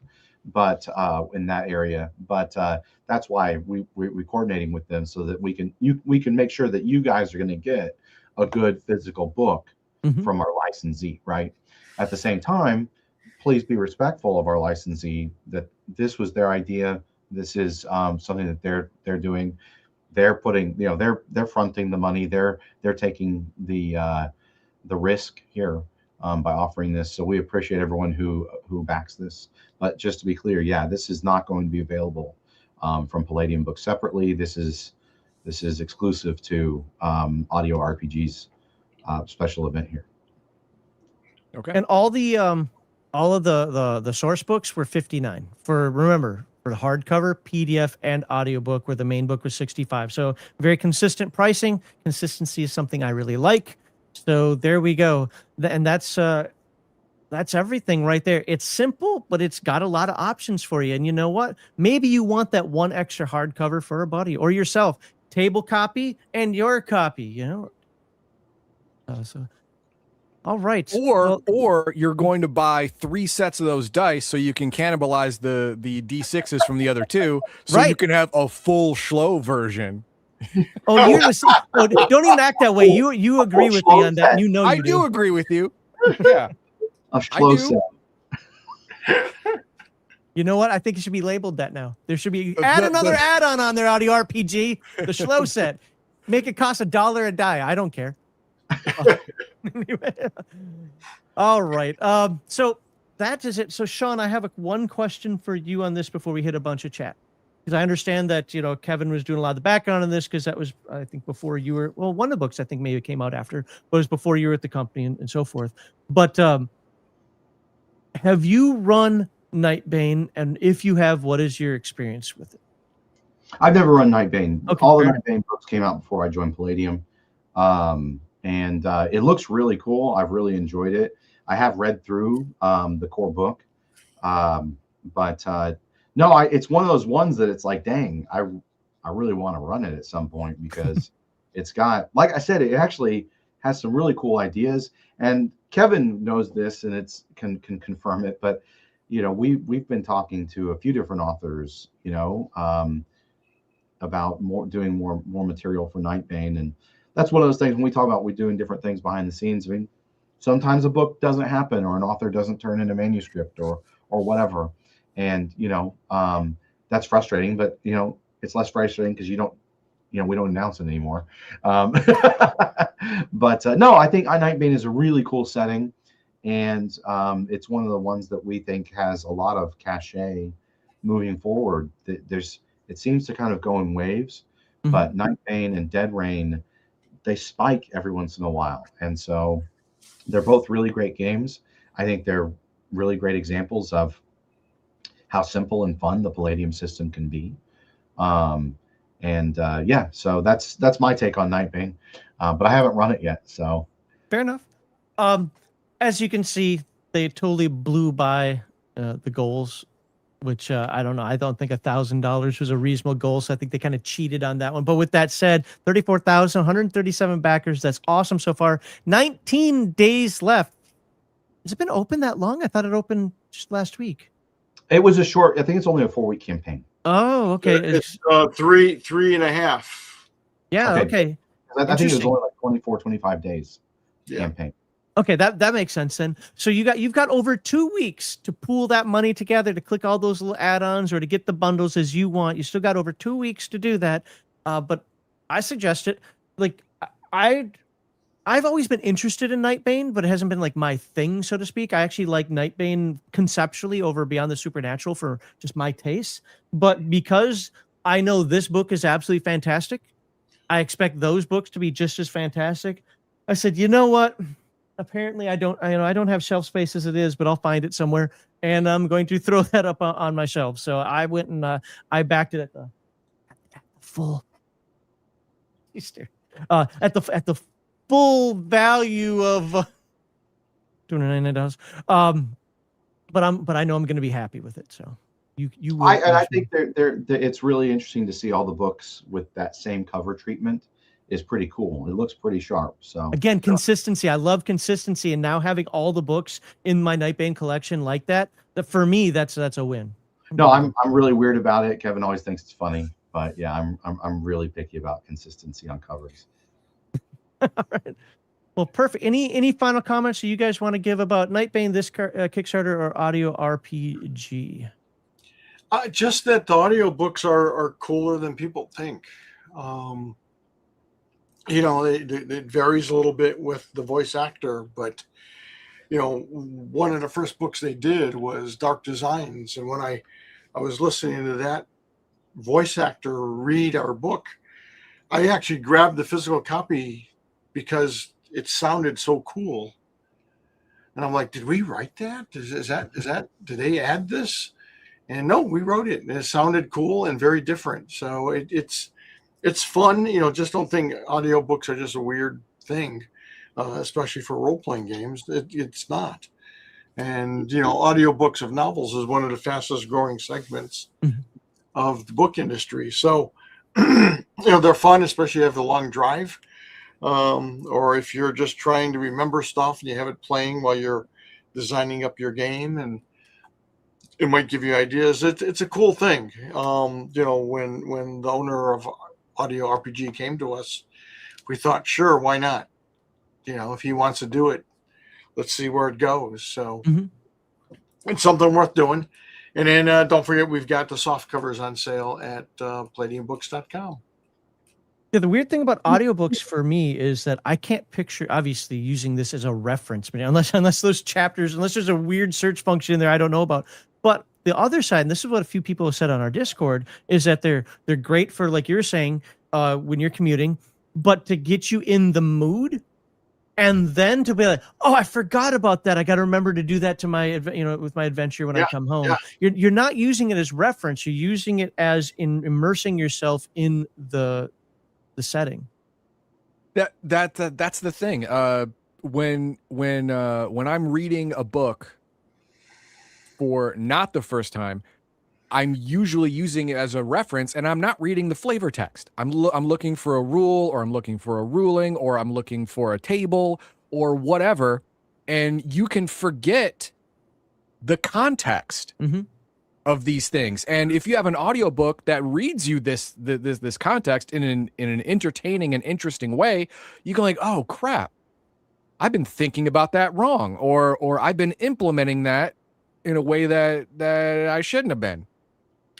That's what the flavor text is for, to give the rules context, to give them flavor and mental tactile feel or whatever, to help you understand the meaning behind the words. And after a while, I don't know about a couple of people I have said the same thing, but I don't know about everyone else. After a while, you just reference the book, not actually read it again. Yeah. And this will get you to actually immerse yourself in the book again.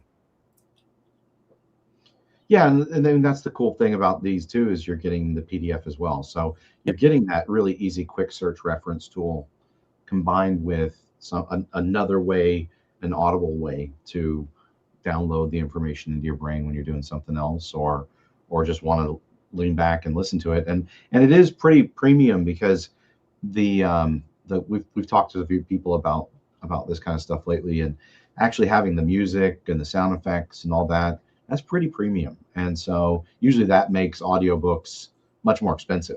So, yep. All right. Well, there we go. That's Nightbane. Go ahead and whatever you started there, Heathen Dog, let's knock out some of that chat before we go into the second half of our discussion today. And all right. Okay, let's see here. Where do I start? Wherever you ended last time. Yeah. Oh, thanks. Appreciate it. Let's see. Did I miss it, or is the audio RPG using the same primer as printer PB for the hardbound books? It's the same printer. Same printer. Printer. Sorry, I said primer. I don't know why I did that. Yep, same printer.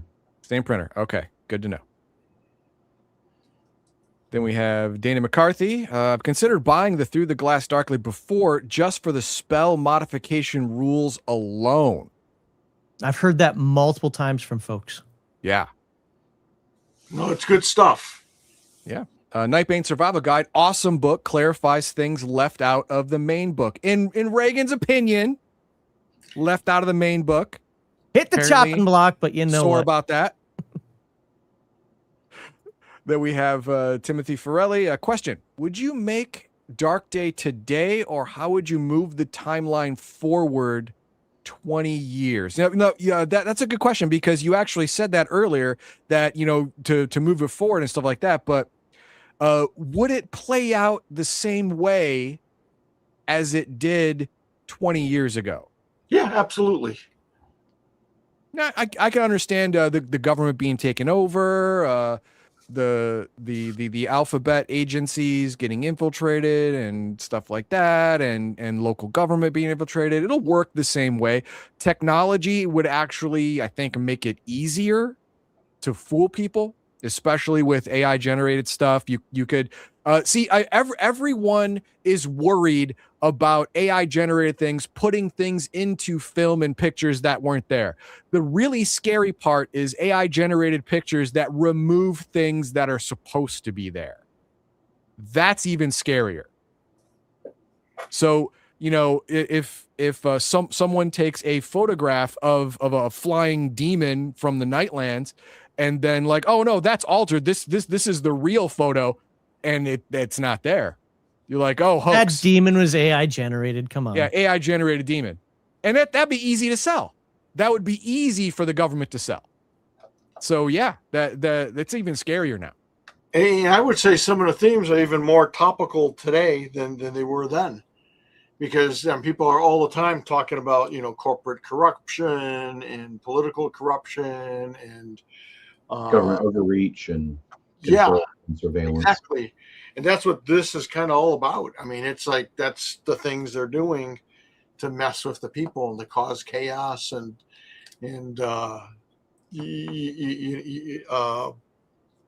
unrest, because that's what they want to do. So yeah, I think it would work totally great today. Franz says at Palladium, do both Sean and Kevin get their Emperor Prozek and Joseph Prozek statues? Oh, did both Sean and Kevin get their Emperor Prozek and Joseph Prozek statues in good condition? We did. Thank you. Yeah, very, Excellent. very much. Love them. And Great. I thought I had sent an email saying that, but I am sorry if I didn't. Oh. Then Walter, member for 28 months. Thank you very much for the over 2 years of subscribership. Appreciate it. Nothing would fit the tone of Nightbane better than having the books narrated by Werner Herzog. Perhaps they could set it as a stretch goal. It's a little too late to do that, but that's in jest. He knows that. I mean, yeah, he's great. Yeah, if you can afford it. Yeah, we'll have Werner Herzog narrate all Palladium. Yeah, that would be ideal. Right? You know, Bill Gates would back you. That'd be great. Yeah, it'd be like getting Luke Hamill. Yeah, he's cheap, I hear. You're not. Mark Hamill. Mark Hamill, yeah. France comes back. So as a Rips mainly player, the Between the Shadows book is a must-have. It doubles as a Rips Dimension book, The Astral Plane. There's a cheap way to have a new book put out there. Look, we made another book. Just all you gotta it. do is convert it to MDC, and you got a whole other book for free. God damn it, Sean, get on that. Unbelievable. And that's all I have starred. Awesome. All right. Actually, we had our final comments on Nightbane, so let's move on over to the other thing we're going to talk about here. Now, I want to be very clear about this for the folks out there. I don't care about every dotted I and crossed T. Okay, we're talking on a conceptual level, and maybe we'll dive into a little bit of things. But the idea here is to kind of show how Palladium's consistency over the 45 years has been consistent. But what do you mean consistent? This book right here is different than the second edition version. Okay, well, we're going to talk a little bit about that in both its consistency, how it's gone forward, and why the Megaverse is the Megaverse that it is today. So I'm just going to jump right into this and say, Kevin, when you first created, like we're talking, I think, mechanoids here. Yeah. What was the impetus for the Palladium Megaversal system, notably the D20 versus D100, the action-reaction combat, and professional versus elective versus high school or secondary skills?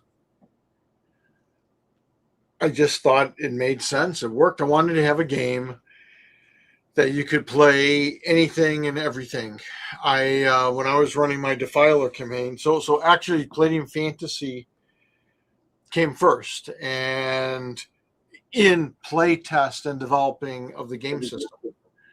And in my game, I had all kinds of different things in it. I had my tech level, and I had all kinds of different elements of things. And part of the impetus also was the fact that in those early days, everyone had a very narrow focus on how role-playing should work. And so I wanted a game that was fast, fun, and focused on the role-playing elements. And I wanted a game where we could have magic and technology, horror and science fiction, mixed with fantasy. I loved all that. I loved the infinite possibilities of role-playing games. So yeah, from day one, I wanted it to be basically a megaversal game that would be fundamentally usable for everything. And then the other big focus was fun. I wanted to create a game system and settings that were lots of fun. That's I don't know if that's. I imagine that's why you went cinematic with the action. Yeah, absolutely. I love movies. I love comic books, which are basically movie storyboards. Hmm. Yeah, no, I was very much focused on the whole cinematic thing. We didn't call it out but yeah, and for me, and I find it funny because I hear people all the time say, "Oh, to have the kind of combat system Palladium has takes longer to run," but it doesn't, and it's much more fun because you're not just sitting there rolling and thinking about plain old numbers. You're parrying, you're dodging, you're counterattacking. It involves the players. And then you're out of actions. Well, it can happen, but then you can still dodge, right? That can screw you up down the road. You can parry and stuff, yeah. Yep. Okay, I just want to get kind of a baseline here because the real point of the conversation is moving on to the next one. So what were the major revisions and impetus or reasons for revised edition of the game? What was the ultimate goal of revised edition? Well, the taste change, and we listened to our fans, and people were talking about different things, and I like to experiment with my games, but I wanted to. So in my mind, the player characters are not Joe Average, even if their origin story is kind of, I'm Bob the farmer, right? I'm Pete the bookstore clerk. It's that's fine, but ultimately these stories are about exceptional people. Great example, Star Wars. I mean, Luke was just a farm boy, and he grows into something spectacular. So I wanted to have characters that were strong and were interesting and could take on bad guys from first level and up. Because again, the fun factor. I'm always thinking about what makes it fun. What's the wow factor? And when I was playing, the very early D&D games, I hated that. My frickin' warrior, if a twig hit him in the eye, he's probably dead. Roll better, scrub. I hated that. I wanted to give people player characters that had some oomph to them. And I made some of the changes that I did. It seemed like, and that conversation continues today. What's better to start out with? 2 attacks per melee or 4? And again, it was kind of cinematic and superhero-y. And I thought 4 would be more fun. And then same thing, SDC. Let's give people physical SDC, because I was into boxing, not personally. I enjoyed watching boxing. And, if a boxer hit, I don't know about you guys, but certainly if they hit me in the gut, I'm doubling over, and he just probably delivered, either severe SDC damage or hit point damage to me. Mm-hmm. Where, if you hit that boxer in the stomach, he's just going to smile and say, now I'm going to pound you into the dirt, boy. Because he's in shape, he's built, he's got that extra stamina, he's got the muscles, he knows how to take a punch. And I'm thinking, well, these are our heroes. We're playing, whether it's a knight or a juicer or whatever kind of character you're playing, they're not your average guy, and they should have some extra oomph to them. And so I introduced, physical SDC. That was one of the main changes. And then another main change is as I was playing around and developing my magic system, I came upon the idea of doing PPE, and I loved it. I thought it worked even better than, hey, I can cast so many spells a day kind of thing. Yeah, I'm not a guy to like a lot of change, but that is definitely one of the things in looking at the kind of 2 systems. I absolutely like ISP and PPE better. Yeah, people loved it. When I introduced those elements, people went nuts over them. And I'm like, okay, good job, Kev. Let's keep these. Because again, it's all about creating a fun game for my audience. Yes, when you're creating these things, they always reflect your own personal interests and tastes. But you also have to keep your audience in mind. And, that's how you create a game system that people play for 30 or 40 or 50 years. There are other approaches to it. Most other companies come out with new editions all the time. Mm-hmm. And I didn't want to do that. That was the other thing is, I grew up poor in Detroit. So I knew what it was like to want 10 books, like these Nightbane. Wow, I'd love to buy all 7, but I can't afford it. And in fact, because money is super tight when you're poor, which 1 or 2 do I have to pick? And I wanted to create games that didn't change their game system radically all the time, and books that were as affordable as I can make them. So, those were some of those elements. So I tried to create a game system that didn't need to be changed all the time.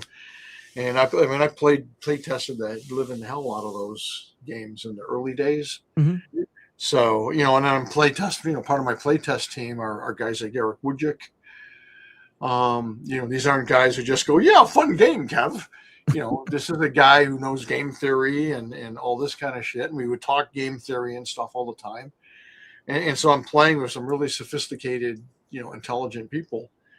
I took their feedback and tried to create just a game that would be, loads of fun. And, I had the unexpected advantage of, because I was designing all this stuff while I was at, or most of it, while I was at the Detroit Gaming Center. One, I got to see all these different styles of play. I got to hear dozens and dozens and dozens of opinions on how games work. A lot like your show, except, it's coming from, all these other people in person at the game. I got to see all these different gaming styles. And so it gave me a lot of food for thought and to think about, well, I really like how this guy does things. I really hate this. I really hate that. People don't understand psychic abilities.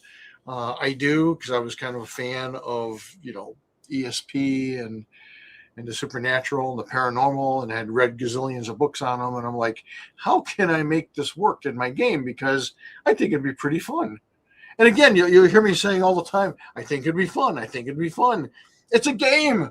It should be fun. It should be exciting and fun, especially a role-playing storytelling game.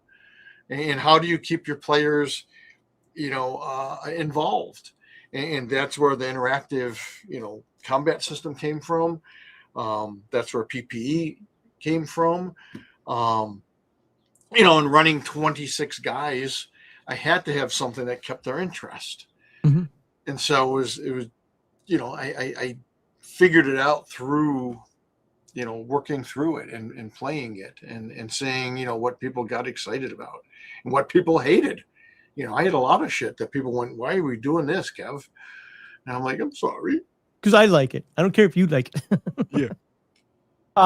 Couple points here. So a lot of people think that boxing is a very safe sport, and it generally is, actually, considering that how strong those people are and they're pummeling each other. But one of the few boxing matches I actually watched back in the day was Ray Boom Boom Mancini kill a South Korean. I actually watched that on Wide World of Sports. I think it was like 85-ish or somewhere around there. I don't know why I remember that, but I, so the whole death blow thing, if you want to use a Palladium concept here, Ray Boom Boom Mancini was just a little higher level, called that death blow or got it because of that natural 20. And unfortunately that I forget his name, he passed away. I think it was like a day or two later. Yeah.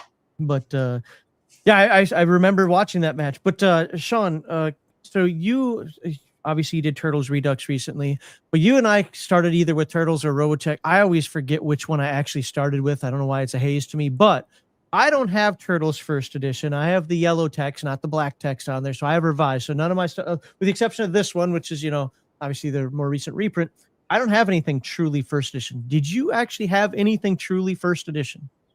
Or is your stuff revised like mine? Like even my Heroes Unlimited is revised. No, I have revised the TMNT revised. This is my original book. Okay, same here. So But the main revision was just, we took out some material that we decided was not Yeah. it was appropriate. mostly the skill system, right? Yeah, When it's I- just the insanity table, right? You just Yep. change that one. That was well, no, there was a lot more than just that because the original typesetting was very different, and Oh yeah, the typesetting and layout. the Yep. skill point system was very different. The academic skill system was quite a bit different, actually. So I guess you're right. well, I mean, I had to. I looked at all of it when I was working on the Redux. So I've seen it probably more recently than anyone else has. Wanted to. but yeah, it was. I mean, it doesn't sound like a big update, but those kind of updates can be a lot of work. So I mean, the revised edition I think was a bit of effort, but I mean, it's the same core game, so I think it played the same. It was more about some changes to how you built your character and chose their skills. That was the big thing that I think was vastly improved over the original printing. Yeah, I don't have TMNT, but I do have After the Bomb, and you can see, if you guys look closely, you can see that there's a bit of difference. I mean, it looks like it was written by a typewriter. It literally was. Yep. So I have it somewhere around here on my desk. But I still like the art. It's Peter Laird. Yeah. Anyways, I have a one of the first printings around here now. But anyways, I don't have it. I can't seem to find it right now. Yeah, for me, I have Turtles. I also have Heroes Unlimited, but both of mine are revised. I was just curious if you had that, because we started kind of with the same. No, we started around the same time, but I mean, like I said, I traded for this. I traded some Battletech stuff for this. So my copy is very beat up. But yeah, no, I got into that, and then I did first edition of Heroes Limited and Ninjas and Super Spies at that time, and then I got into Rifts and some of the like Invid Invasion, and then Oh yeah, more Macross 2 was the one that had like kind of the full gamut of stuff that I picked up all the different books for. So Invid Invasion was my favorite. Well, that and Sentinels was my favorite. So before we go on to the next one here, I had one more. I just lost it. I had one more revised question. I hate it when I do that. Okay, well, I'm not going to ask it if I can't remember it. Heathendog, if you want to hit some chat right now while I try to remember that question. Then Let's see here. Franz says, started with Robotech, Palladium Fantasy, and Rifts. When I played D&D 2E, I got bored. One action, nothing to do on the defensive. I can understand. Again, it's what Kevin was saying. You have several actions per round, but you have to decide what is best and most economical to use in that combat situation. So you're constantly thinking, you're constantly engaged in the combat. There have been several times where I'm at the table where one guy is on his phone or tablet or doing whatever until it's his turn, and he was completely divorced from everything that was going on until it's his action alone. And then he does it. He can do that because there's not a whole lot you can do with your actions in some games. Yeah. There's not a whole lot of options you have when it's not your turn, let alone when it is your turn, to do things. But in Palladium and in a couple other games, you do have the ability to affect the game outside of when it's your turn. And you have to know the state of the combat or the state of the situation to use your actions effectively. So you have to be engaged in the process the entire time. I like that too. Well, one of the things I also like to think about is you got 4 actions, 5, 6 actions. If once you're leveled up, so forth per round, think of those as combinations. Not every combination is just a direct punch. A bunch of jabs, it's getting your head out of the way. It could be, if we watch a ninja movie, it's a bunch of sword swings, and then finally you get that, side cut that the guy wasn't prepared for or whatever. So it's a bunch of features all kind of wrapped up into one. Again, making it cinematic. Yep, yeah. Absolutely. Yep. Then we have Reagan again. Palladium Fantasy doesn't feel like a video game. All OCCs in current D&D and Pathfinder can do all these things, combining all these inherent powers that come across with all classes, but it feels like it's just numbers, like you're this was a real problem in D&D 3rd and 4th edition. where everything was just you stack classes correctly to make your perfect form, stuff like that. And a lot of people didn't like the video gamification of that. And even in 50, they haven't gotten completely away from that. But it's further away, but they haven't gotten completely away from that.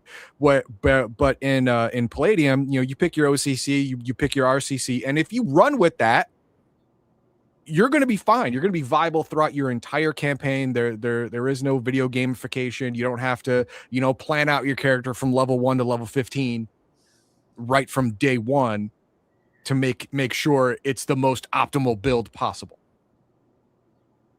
And I hate that optimal build possible. Yeah, well, and it's part of this is that they do a couple of things. They try and make sure that each class has its specific role within the structure, the gaming structure of the different tasks and abilities you're doing. And so everything becomes very gamified that way, like a MMORPG or something like that, or a computer game. And then because of that, they really box in what the characters can be good at each level too. So that I think leads to you can't build, a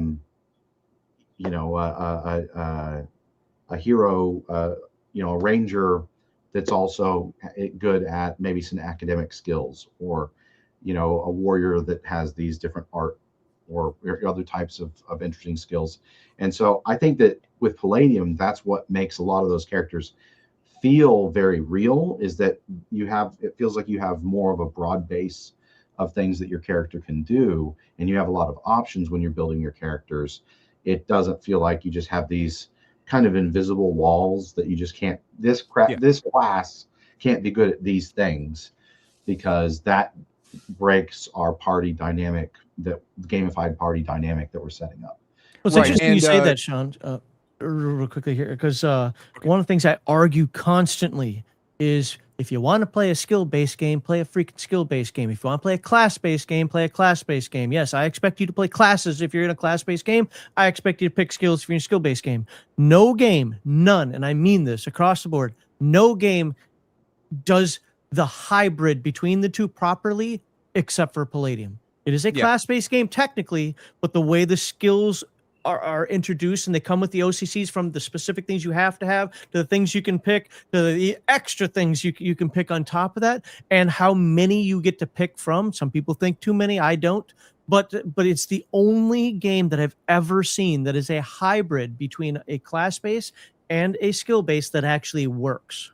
That's exactly what I was going to say. Palladium, the only guardrail in Palladium is that you have your OCC or RCC skills. This makes sure that you can't make a character that won't work with what he's supposed to do. If you make a mercenary, you will have these basic skills that will make you an effective mercenary. And then you get between 10 and 20 other skills that you can make your mercenary also be able to do these other things. But you will never sacrifice your class in doing it, purposefully or accidentally. They come out the box being good at what they do. They don't feel like a level 1 warrior that's going to get killed by, a rabid rat or something. And I mean, seriously, like literally, I remember when I played, what was that? What was the first big MMO before World of Warcraft? EverQuest? EverQuest. I remember playing EverQuest and getting killed by rats, and I'm like, oh yeah, what kind of shitty warrior am I? I'm a grown man, mother. Killed by a rat. Shut up. So not even a mutant rat. Yeah, no, I think that's one of I think that's one of the things that I've really studied a lot. It was one of those things that I think that very few systems do it well. Savage Worlds does it fairly well. And so with Savage Rifts, that was one of the things, is how do we balance those scales so that it is doing that, so that feels similar for players coming over from Palladium into the Savage World system. That was one of the challenges there. But no, I think Palladium does that extremely well. And that's one of the things that I love about working on the Palladium system and designing with it, it has, there's a lot of fantastic foundations with the Palladium system that you can't get anywhere else. And a lot of other systems are still playing catch up, or they're never going to bend in that direction. And so I think that's part of the reason why the system also has its very strong inherence. Look, when you design a game, you try to think about what it is you want to be the core elements of your game. And again, what you think is going to make it fun for your audience. And for me, role playing was the magic part of the word of what this game is. It's not rules playing, although you got to have rock solid rules that work. But the emphasis should be role playing. You're playing a role, you're playing a character. And so when I designed my skill system, how you pick the skills, the various OCCs, character classes, I wanted to make them fun, and I wanted to play. How do you do that? I wanted the players to be able to make their character very personal. So you could have 50 different mercenary fighters or thieves or whatever, and they're all going to be different, just like in real life, because the players have different interests and they have that flexibility to go in and pick and choose the skills that work with the character, but also interest them as the player. Let's face it, some players, especially young players, they're just into the power. I want to have a big ass sword, and I want to have all these physical skills because I want to pound people to the ground. Cool, not a problem. Other people like, I want to be more of a detective, or I'm more subtle and cunning, but I'm still a freaking warrior. And so I got to at least have those basic skills. And I went with the percentiles because it just seemed intuitive. If I say you have a 50% chance of hitting, or people understand what that means. Yes. Yeah. It was as simple as that. But again, that was through playing, I don't know how many zillions of hours I played, followed by another zillion hours of play testing. And without even telling people a lot of times that they were play testing a game. Eric and I did that all the time, where it's like, hey, I just wanted to try a new game or a new idea. And they didn't know they were play testing for something that was going to be published. Because then you don't have that, I'm part of something important and I better say something brilliant, or I should support this, because no, I just want to get your feedback as a freaking gamer. Was it fun? Did you have fun? Did you like it? Did it feel natural? Was it smooth? No, it was clunky. Okay, how do I fix that? I don't want it to be clunky. I don't want it to be confusing. I don't want it to cause problems. And while people for years have talked about it takes a long time to roll up my character, to roll up a Palladium character, one, that was deliberate, because again, I want that personal character. Because in my mind and in my campaigns, people played that same freaking character for 3, 4, 5, 10 years. And so when you build a Palladium character, he's not cookie cutter. He's personal. And you love that freaking character. Mm-hmm.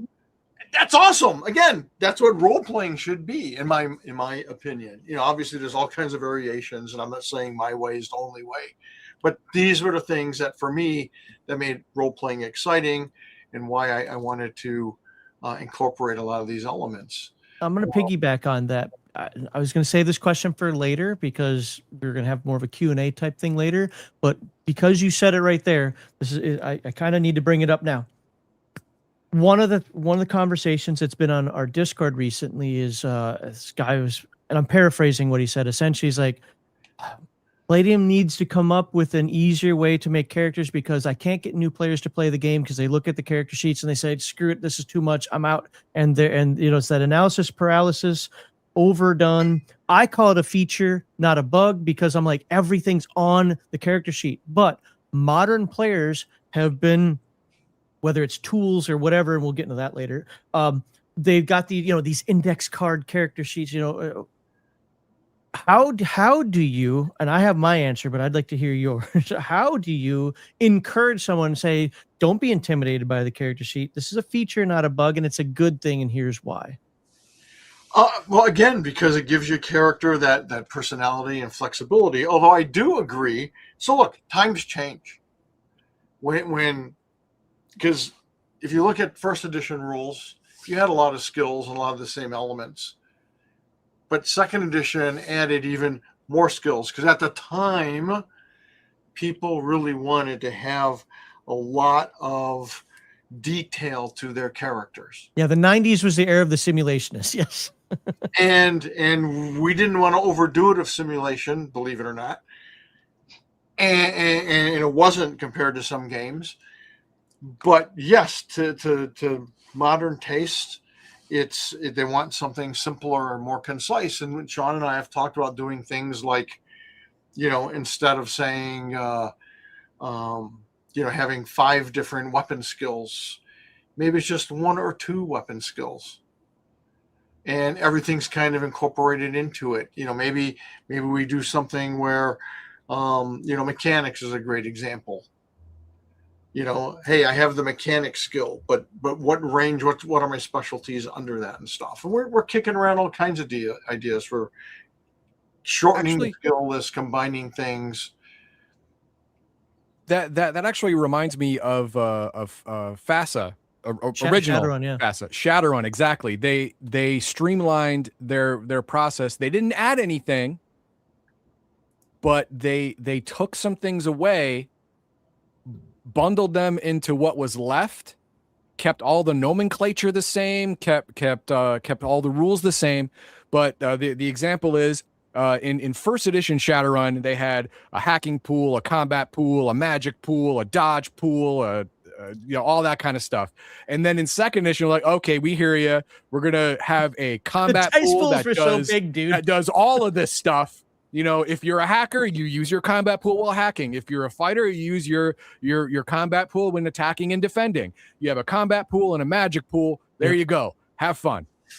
And I think the rules are the same. You just streamline the process. Well, and I think part of it, people's views have changed, I think, a lot because of movies and television and comic books. For example, and I've talked about this before, James Bond, he doesn't have piloting skill, auto and jet, and he's got like helicopter, 1 or 2 piloting skills, and he can frickin' fly and drive everything: motorcycles, speedboats, helicopters. In real life, I don't care if you're a race car driver. Sure, you can hop into a semi, and can figure out how to drive it. But double clutch, a jet airplane or a helicopter. These are vastly different things. When Eric and I were working on Recon, piloting a helicopter is like one of the most dangerous and complicated things until you get the feel for how it works, because it works so different than a friggin' airplane. But no, people expect their heroes, whether it's Wolverine or John Wick or whoever, to be able to use every weapon, drive every vehicle. And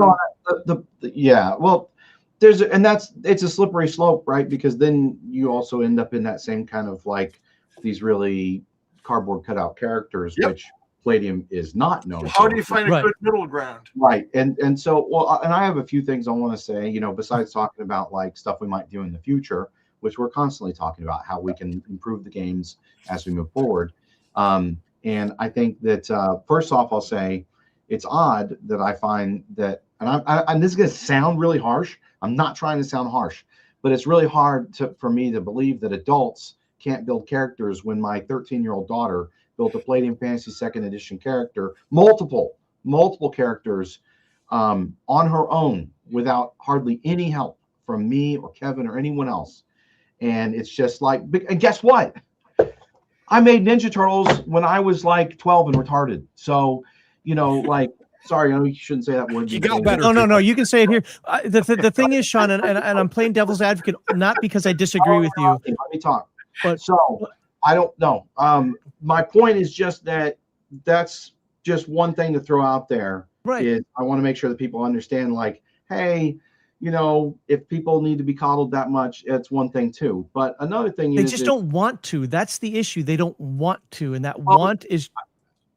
but the other thing I was going to say is I just did, and Kevin did this recently for Palladium Fantasy. I just did it for Turtles Redux Edition. We built characters with the Glitter Boys and then played them immediately. Mhm. It didn't take that long. So I don't know what people are having their malfunction with. I think maybe Rift's Ultimate Edition is kind of hard mode compared to a lot of the other Palladium stuff, right? It's got I think the biggest skill list. It's got the combat and the character creation stuff has a lot more exceptions than I think any other Palladium game, including the original Rift's First Edition. So, maybe pick up the Anniversary Edition if you feel like it's too bloated or complicated for your playing group, right? Because And you get slave girls, right?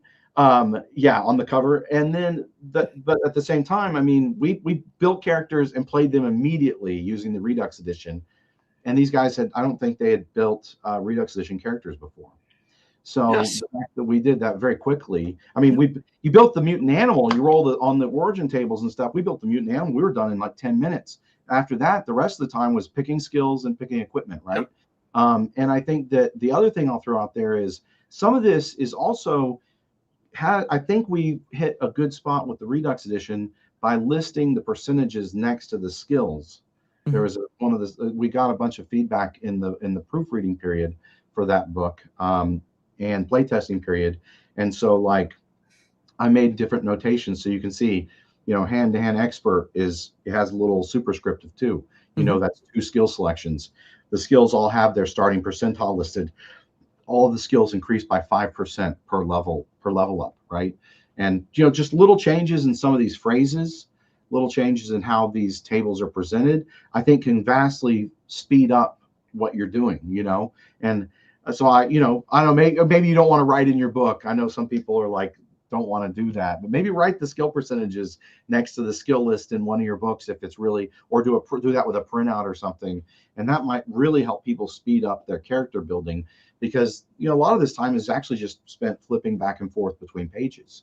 I say that because it's the skills is the stuff that you want to be very careful about giving up. That's like the meat of your Palladium characters because your skill choices, whether it's your physical training skills, and then you're spending skills on weapon proficiency, you're spending skills on your combat training. Those are all really, really intricate and important choices that you make. And some of this too, we can improve by just how we present it. We present the exact order of operations, right? So that there's a few things that you can make these little tiny changes, and it can actually have a big streamlining effect. And if that what Sean's talking about in that regard, that's a lot of what he did with the TMNT and Other Strangeness Redux editions, and people went crazy over it. And we keep hearing how, it's so clean and easy. We had a guy who hardly played role playing, picked up the Turtle book, and said, I'm going to GM for the first time ever. And so I'm buying the book, and I'll let you know what I thought. And he comes back a couple of weeks later, and he's like, oh, my God, it was the easiest thing I've ever done. He goes, I played 5e, and I played something else before. And he goes, with this, your adventures, the way Sean laid out the adventures and color-coded the Game Master sections, read this to your players. He's like, it was the easiest running of an adventure I've ever had or ever seen. And he just loved it. And he was, I just was into it immediately. The players are into it immediately. He went crazy over it. And those aren't huge change. Those aren't system changes. Those are format and presentation changes. So, everything's a matter of perception and degree. Sean and I had a conversation the other day with a friend who was like, he wants to play something on Discord. He wants but his problem is the other players don't have the books because he wants to introduce them to Palladium. And he's like, my players don't have the books and stuff. And so I don't know how I can do that. And Sean and I are both like, well, what do you mean? Just, read only Dropbox. I don't know what to tell you. Well, and have you considered, but I mean, just even, to just dive right into it, to introduce them to it. I said, have you considered just offering them pre-rolled characters, let them make some choices? And he goes, but they don't have the books. They don't know. Everything's on the character sheet. Bingo. Yes. And I'm like, are you shitting me? I said, I used to run once a month for about a year and a half. I used to run at the Westland Library. They had a program going where they're trying to introduce kids to new ideas, and one of them was role-playing games. And so I'd sit there with anywhere from 4 to 10 kids, it generally 12 to 18. And these are people who have never played a role-playing game of any kind ever. They don't have the books. They have their character sheet in front of them. I give them the setup. They compare their characters and what skills and shit they have. And right on the character sheet, it has what their percentile, they roll, they do this or that. And they dive right into it. It didn't matter. They just got it, and they were into their characters. And once you explained which dice to roll for what, they were rocking and rolling and having the best flipping time. So don't tell me this stuff is too complicated and impossible to play and doesn't work. I had little fucking kids playing my game for the first time, having a blast, and they got it instantly. I think Not reading the word of a rule book. Make things harder than they need to be. I think that happens a lot too. And yeah, if you're playing, and again, there's no hate, but if you're playing the My Little Pony game, and then you're coming over to Palladium or Rift's Ultimate Edition or Palladium Fantasy, yeah, it might be a little more complicated. I'm not going to apologize for that.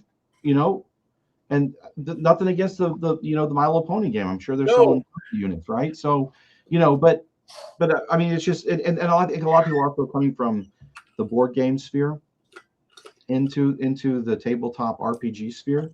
And so again, yeah, your characters are more complicated, but what's one of the things we need to do as the kind of experienced veterans is be like, hey, just chill, like take it step by step. If you just go step by step, the Redux Edition, you're going to have we had people who have never played a role-playing game. I gave them a 5-minute basically Dead Rain demo game where they make one parry against a zombie and then they make one skill roll to drive away from it's basically my demo game for Palladium Books is you're at 7-Eleven at night and it's the zombie uprising, right? So you just need to get past the zombie to get out of the 7-Eleven and then drive your car away. But if you game master that and you tell the story well, people are having a great time, right? And the brilliant part about Sean's demo that he's leaving out is you have to roll to dodge past a zombie.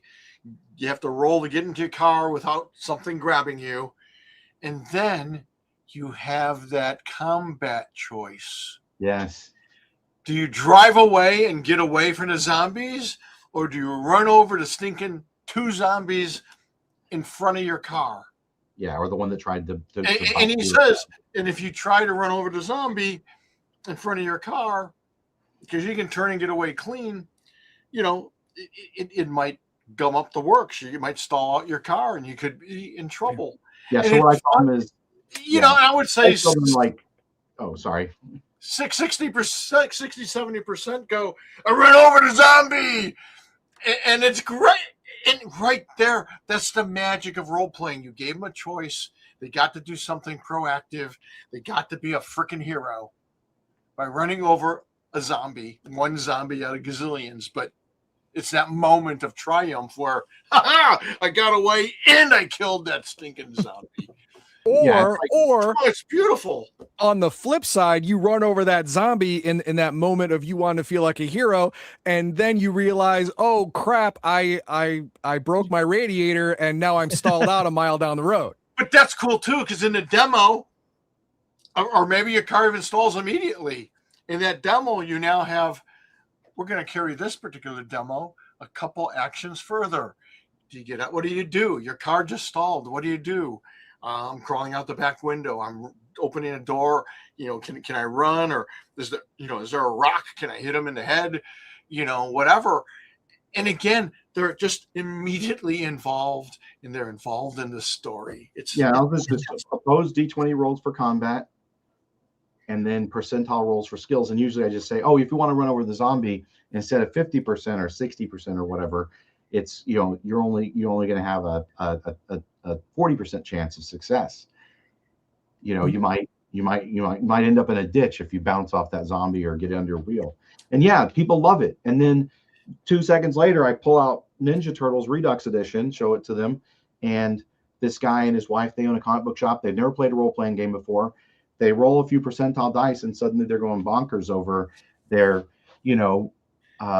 hippopotamus assassin character, right, or whatever, that was, part of some government experiment, or their cat that fell into some toxic goo and is now going to be an intelligent cat. Right? So that's the thing. Is what happened really there? Interesting that a lot of people will bounce off, but most people, when they build Palladium characters, what I usually hear is it was so much fun, right? And so I think what happens is people get this analysis paralysis at the beginning instead of just rolling some dice and getting into the character creation system, because that's whether it's Nightbane, Teenage Mutant Ninja Turtles, Heroes Unlimited, right? That's one of the big things that people love, is just getting in there and starting to roll the dice and see what kind of character comes out the other end. So that's kind of what I would say to people that feel like that. It's like, just enjoy the process. The process design. So I really want to get back to covering the editions, because I know we're going to cover more of this later. But you hit on something there that I absolutely love, Sean. I don't know if people picked up on this aspect of it. Kevin kind of pointed it out a little bit. You don't have to overcomplicate your games. You don't have to go, oh my God, what's the rule for that in there? Roll an opposed D20, call it a freaking day. But then my NPCs aren't tough. Who the hell cares? Make 50 of them and give them 4 hit points or 1 hit point. It doesn't even matter.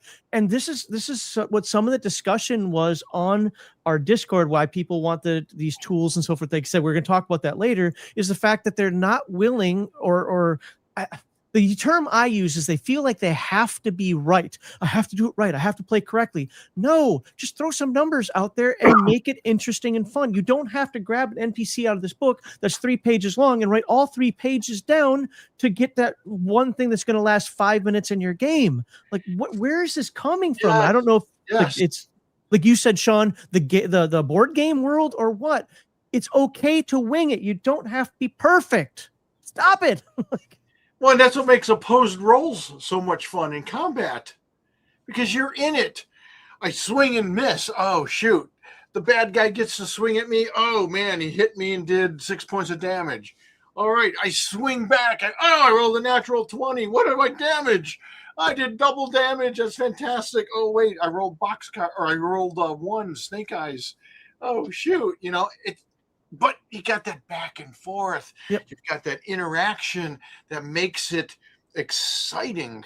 And that's what it's about. It's about excitement and the role playing. That was a great example, Sean. And I hope people picked up on that. Hang on. Go ahead. There's one more piece of chat I have to get to, because it's a $20 chat from Okay. Michael Go ahead. Mammoth, and I don't want to show it, but I have to show it. Oh, yeah. I remember that now. Yes, you do. Kevin, would you please explain, he left out to Heathen Dog, that the Stage Magician OCC is one of the most creative and fun classes to play in Heroes Unlimited, and share your thoughts on how they effectively contribute to a super team. Bonus points if you can convince Heathen Dog. Oh, man. The bonus points are not coming your way, man. Well, I know Heathen Dog's pretty stubborn, so I doubt Adamant, yeah. I can change his mind. And I don't know if it's the greatest, most creative OCC ever, but I thought it was fun and cool. Part of it was inspired by Mandrake the Magician, which was an old newspaper comic strip.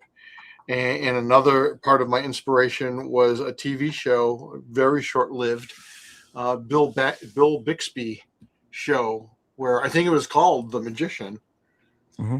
And it was all stage magic, and he would, fight bad guys, of course. He's a crime-fighting detective guy who figures shit out and then uses stage magic to trick people and to make, escapes and that kind of thing. And so I included the Stage Magician as you don't have to be necessarily this powered guy.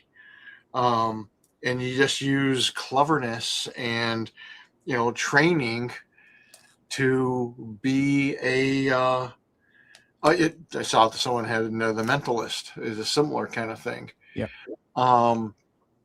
Another show I really enjoyed, and so I just thought, it's called Heroes Unlimited, Heathen Dog. So this was a different type of hero. He may not be your cup of tea, and something you want to play. But for those who wanted to be kind of ingenious and clever and be Bob Ordinary Guy, although we already established that if you're a player character, you're not Joe Ordinary Guy, you would have all these tricks of the trade, so to speak, to thwart the bad guys. And part of it in my mind, he would have smoke bombs and flash powder and stuff that you could I temporarily blind the bad guy because it's just some simple flash powder trick, but he's blinded, and that could help you take his weapon away or kick him in the nuts or do whatever it is you have to do. Kevin's such a dirty fighter. It's like there's boxing with rules, and then there's Kevin kicks him in the nuts after throwing sand in their eye. Well, hey, I grew up in Detroit. It's Irish food. Irish food. All right, there is another one or two here, but let me finish up because I want to finish so we don't have to come back to this again. Yeah, it's a question on Redux, which we're getting into next. Yeah, so I'm going to wait on that one. Yeah. So the last thing I wanted to say, and I was thinking this as Sean and Kevin were talking about that. First of all, and I put this on the Discord, you can see that in that conversation out there when we were having this back and forth. One of the issues that I think has happened is in the hobby as a whole is us grognards. Yes, we're judgmental people. I have zero issues. You can call me judgmental all day and night. I'm still going to sleep well tonight. But part of our job is to teach and help new folks that are coming in, not just mock them, not respond on Discord being like, look it up, dummy. No, explain things to folks. One of the things I like to do on my Discord says, hey, how do you handle X, Y, and Z? I'll put in, well, Heroes Unlimited says this is how I handle it differently. This is how I've seen other people do it. And of course, invariably, there's one or two people like, no, actually, Rift says you have to do this. I don't care. I mean, that's good to point it out to those folks, but stop acting like that's what you have to do. The point is encourage them to join. It is the game master's job to know the rules. It is the player's job, if they're new, to learn, if they're experienced, to know the character. That is it. It's your job as the game master to know the rules. Players, back off a little bit. Trust the game master. And if you don't, that's probably not a game master you want.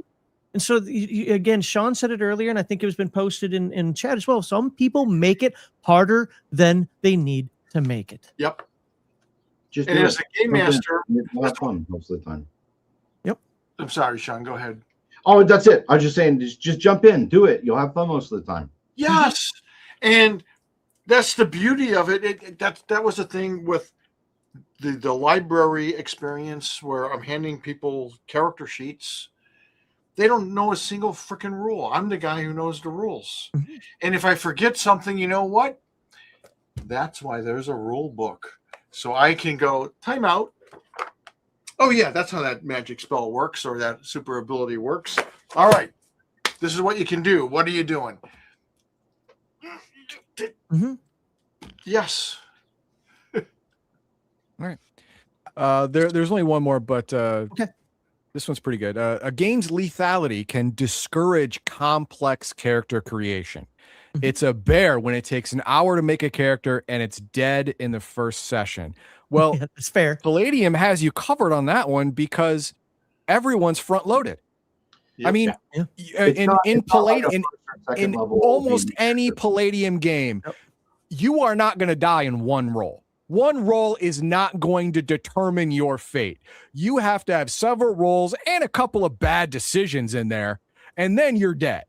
Yep. In a standard, he's talking in a standard Palladium game. In a standard Palladium contemporary weapons book and some other things. Yeah, in a standard Palladium game, you have to. It's going to be a few rolls and a couple bad decisions, and then you're dead because you are not your first level warrior who can be killed by the rat or the first level mage that whose deadly enemy is an ornery house cat. This is not that game. You know, you are a professional out of the gate. You are trained and a professional, you know, special forces, whatever, on day one. You're not going to die to some dumb crap. Yeah, sure. It took you maybe 30 minutes to make your character. You're not going to make another one 30 minutes from now. Also, don't make dumb decisions. You can leave a fight. One of the things that having extra SDC, physical SDC, allows for you to do is to go, I might be over my head. Let's get out of here. It's not a video game where you save it and hope for the best and then go back and replay the save. No, if your character dies, your character dies. So think tactically, think intelligent, I prefer organically, but think intelligently and do what a normal person would do in that case. I've been shot in the shoulder and the leg. I'm still good. Let's go do this. Well, maybe in Heroes No, Unlimited, man, you were shot in the shoulder and the leg. It's time to go. Right. Well, and the other thing is also the game masters are there. If you're depending on the genre you're playing, I mean, there's a lot of things you can do. Luke didn't get killed by the Wampa, right? It put him up and it was leaving him to eat. Super villains often want a monologue and put you on a table with a laser while you're cuffed down. And, you know, so game masters remember that too. You know, someone makes a mistake, especially new players, you don't have to immediately murder them. And the other thing is hitting 0 hit points is not death. So all of our games basically use a very similar system. You know, different games you can recover hit points or SDC faster depending on the genre. So Heroes Limited is going to be different than like Dead Rain or a survival focused game. But you have some coma and death saves that you get to make. Your friends can rush you to the hospital. So it's not like Dungeons and Dragons where you start with 6 hit points and then when you get to 0 you're dead. It's not like that. So keep that in mind too. 100%, 100%. I think I a lot agree of with that is all on of Game that. Masters. I was going to say both of those things. So, yeah. There you go.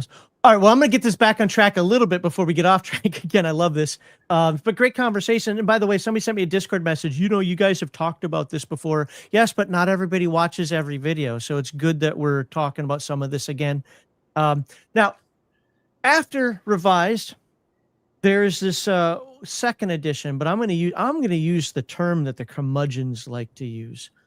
The riftification of all of my games. At least that's the way people think of it. So what were the major revisions for second edition and what was the ultimate goal of second edition? Second edition what? So like Heroes Unlimited, for example, the Beyond the Supernatural, the various second editions of the game. I mean, even Rifts technically kind of has a second edition. I don't know. It's kind of like second, but I mean, just like some of them do and some of them don't. It doesn't. That's fair. Some of the second editions don't track the same as other second editions. They're decades apart. I just want to point that out there that it's not necessarily always apples to apples. If from Heroes Unlimited second edition or Palladium Fantasy second edition to Beyond the Supernatural second edition. What was the goal of second edition in these games? The general goal. In general, when you did second editions of books, I guess, Kevin, then what was your goal with the second editions? So it kind of varies with some of the different books.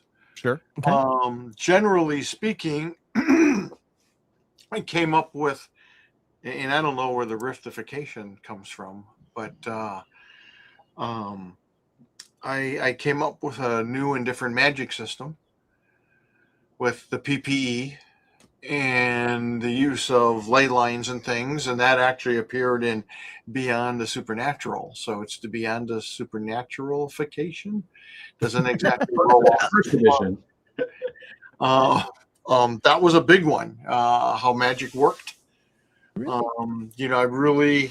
I was trying to figure that out for Beyond the Supernatural and for Rifts. And when Randy McCall introduced me to ley lines, that whole concept, and I'd known about dragon tracks and places of power and stuff, but it just all kind of clicked with Beyond the Supernatural. And I'm like, okay, I want to incorporate those elements big time. And then, as I mentioned before, I thought, gee, people seemed like they really enjoy more attacks per melee, so let's give them more attacks per melee. In the case of the second edition of Beyond the Supernatural, and we talked about this in the past, it was a matter of one of my old freelancers was criticizing Beyond the Supernatural, even though it was very popular. I'll be right back. How can people not believe in magic and the supernatural or psychic abilities for that matter. If you could throw a fireball at somebody, or levitate them up to the ceiling, or drag a monster in and go, look, it's a freaking werewolf. It was a really good point that just really stuck with me, because I took that as a really cool challenge. Because it was a great point. I mean, it's a salient point. And I sat back and went, so how can I structure this game in such a way that my premise that people don't believe in the supernatural, and that's one reason the supernatural gets to kind of run rampant, is because in our modern scientific real world, people always have an excuse for it. It was a weather balloon. It's mass hysteria. It was swamp gas, et cetera, et cetera. It was a hoax.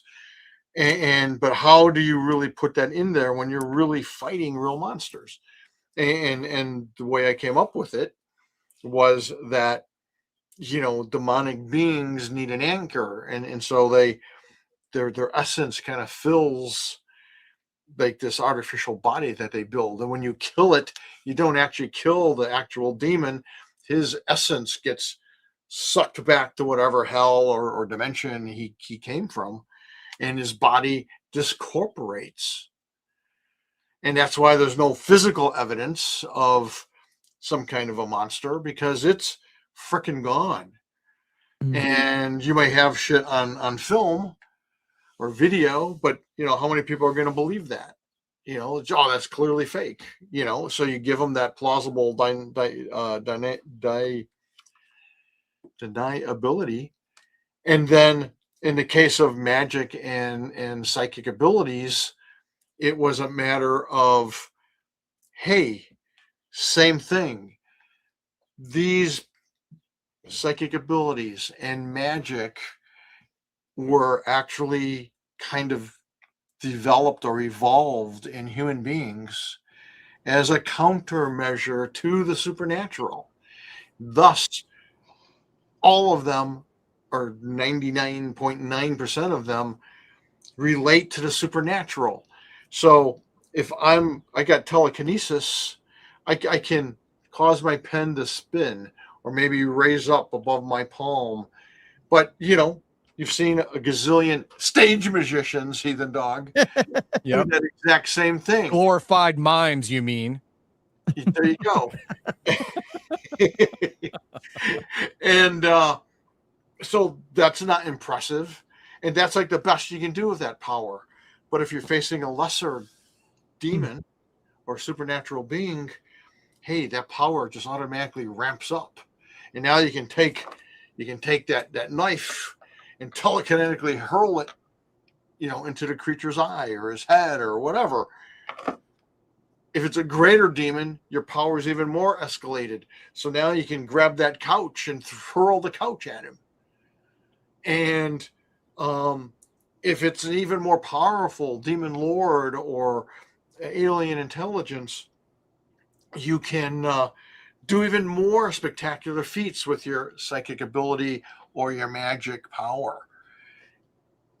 And then once that threat is gone, because presumably it's you either defeated it, sent it back to whatever realm it came from by destroying its physical body, or it runs off.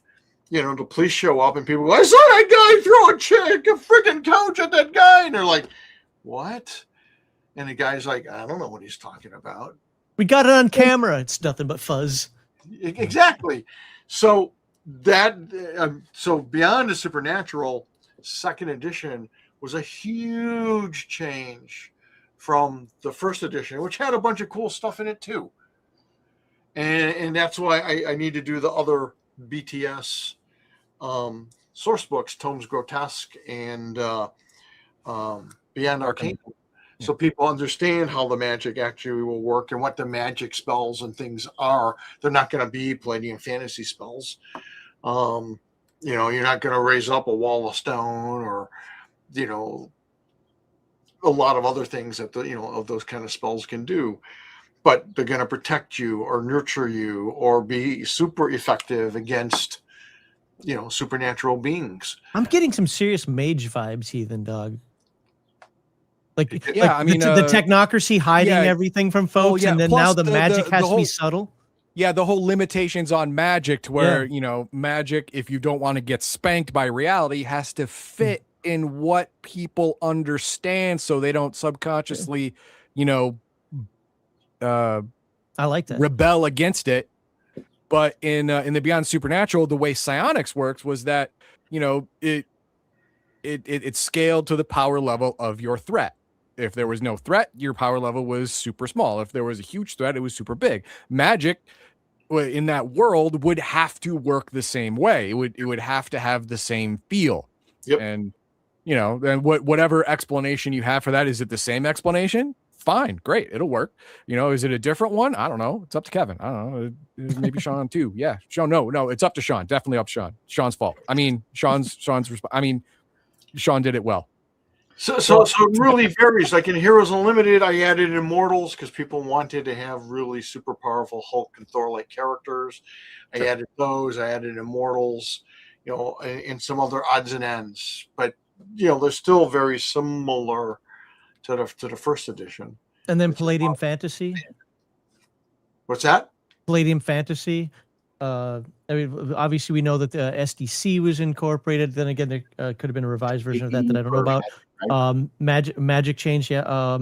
And I added a bunch of different OCCs. I thought people, character classes, I thought people might enjoy. So then my follow-up question for that is, you went from first edition to revised, then revised to what's called second edition. Did you really feel it was a complete edition change by that point? Or was that just, it's easy to say this, let's move on? I think it was, revised was just something simple. It was just, I think I added just like SDC and some other thing. And like I said, if I felt like I made bigger changes, then I would call it a second edition. Okay. That's fair. I mean, Stronger Games, for example, with Castles and Crusades, they get kind of upset when you call it editions. For them, it's always printings. It's the 7th printing of the game, 8th printing of the game, because you could actually run 8th printing with first printing and it'd be just as compatible, if not more so, like with Palladium. So I get why edition might not always be out there. Plus, people will go, great, money grab, all my old stuff is no longer good. There's a lot of thought process that can go into that. I was just curious. Well, and I think part of the goal that Kevin's always had is that your stuff should largely be compatible, regardless of, because it's not that it's a complete rules overhaul or anything like that. It's just that even if he might add elements or change some elements, it's still broadly compatible or backwards compatible with some conversion work. And of course, we want to do that work for fans too, like when we're doing the second edition of some of these beloved Palladium fantasy books. We're updating the art, but we're also updating the stats to the second editions, same skill lists and stuff like that. But in general, it's pretty close. If you pick up a Palladium Fantasy first edition thing, you can, with the exception of like SDC and stuff, you can use it pretty easily with the newer stuff. So historically, I've stopped buying the new books when the rules change. The terminology or the actual rules themselves, the system changes. And I'm like, I'm not buying all these new books again. Right. Yeah. Just to play the same game in a different way. I'm not going to do that. But if let's say like a term changes, however, it's still fully compatible with the easy one and all that, then that's not an issue. Yeah. Well, that's not an issue. With Rift's Ultimate Edition, I basically use those rules as printed still whenever I run Rifts. But I'll say, hey, when you're building your Cyber Knight, use the Ultimate Edition version of that OCC, right? And that's kind of how I personally use it. So I wouldn't be surprised if other people aren't doing similar things, right? Because my familiar core book is still compatible with all of the source books, right? That nothing's changed so much in Rift's Ultimate Edition that you can't instead just swap out your book, or you have to use it. You didn't go the WotC route. Take D&D 2E and then 3E. It's a completely different game. It's absolutely a completely different game. Or Shadowrun first, second, and third edition became 4th edition. It's a completely different game. Right. So that's the thing that I think is important for people to understand when they hear discussion of a revised edition or a second edition or an ultimate edition, right? With Rifts, is that the intent is not to completely change the entire playing field. Okay, I got you. All right, then. Well, then let's move on. Let's allow Sean to have. Let's focus on him now. All right. Yep. To Focus talk on Sean. about Redux. Everything. So I personally look at Turtles as a proto Redux edition. That's just the term I use. It's setting the groundwork, and then hopefully, or I guess the plan is, and I'll ask you more about that in a moment. A full Redux of the Palladium line. What is the impetus for the Redux updates, and what is the ultimate goal of the Redux updates? Well, I mean, you've said some things that I don't know if I would necessarily agree with, but with the Redux edition for the Turtles, the big impetus was to make sure that we, in the past 40 years, right? Because that came out in 1985, and then our Reduxes hit store shelves at the end of 2025. That's a 40-year difference. That's 2 generations of human beings, and a lot of, I think, design has evolved and improved, which is great. Layout, the things that are possible with modern printing have improved. I say design because I studied design.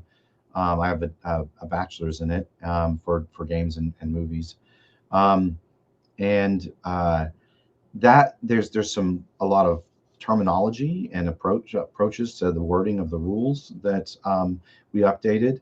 And in that way, that's why we called it a Redux. Again, it was to try and thread that line. That my hope is that someone who maybe hasn't touched the TMNT RPG or a Palladium RPG in 20 years, pick up the Redux edition, read through it, and it would feel like the exact same game.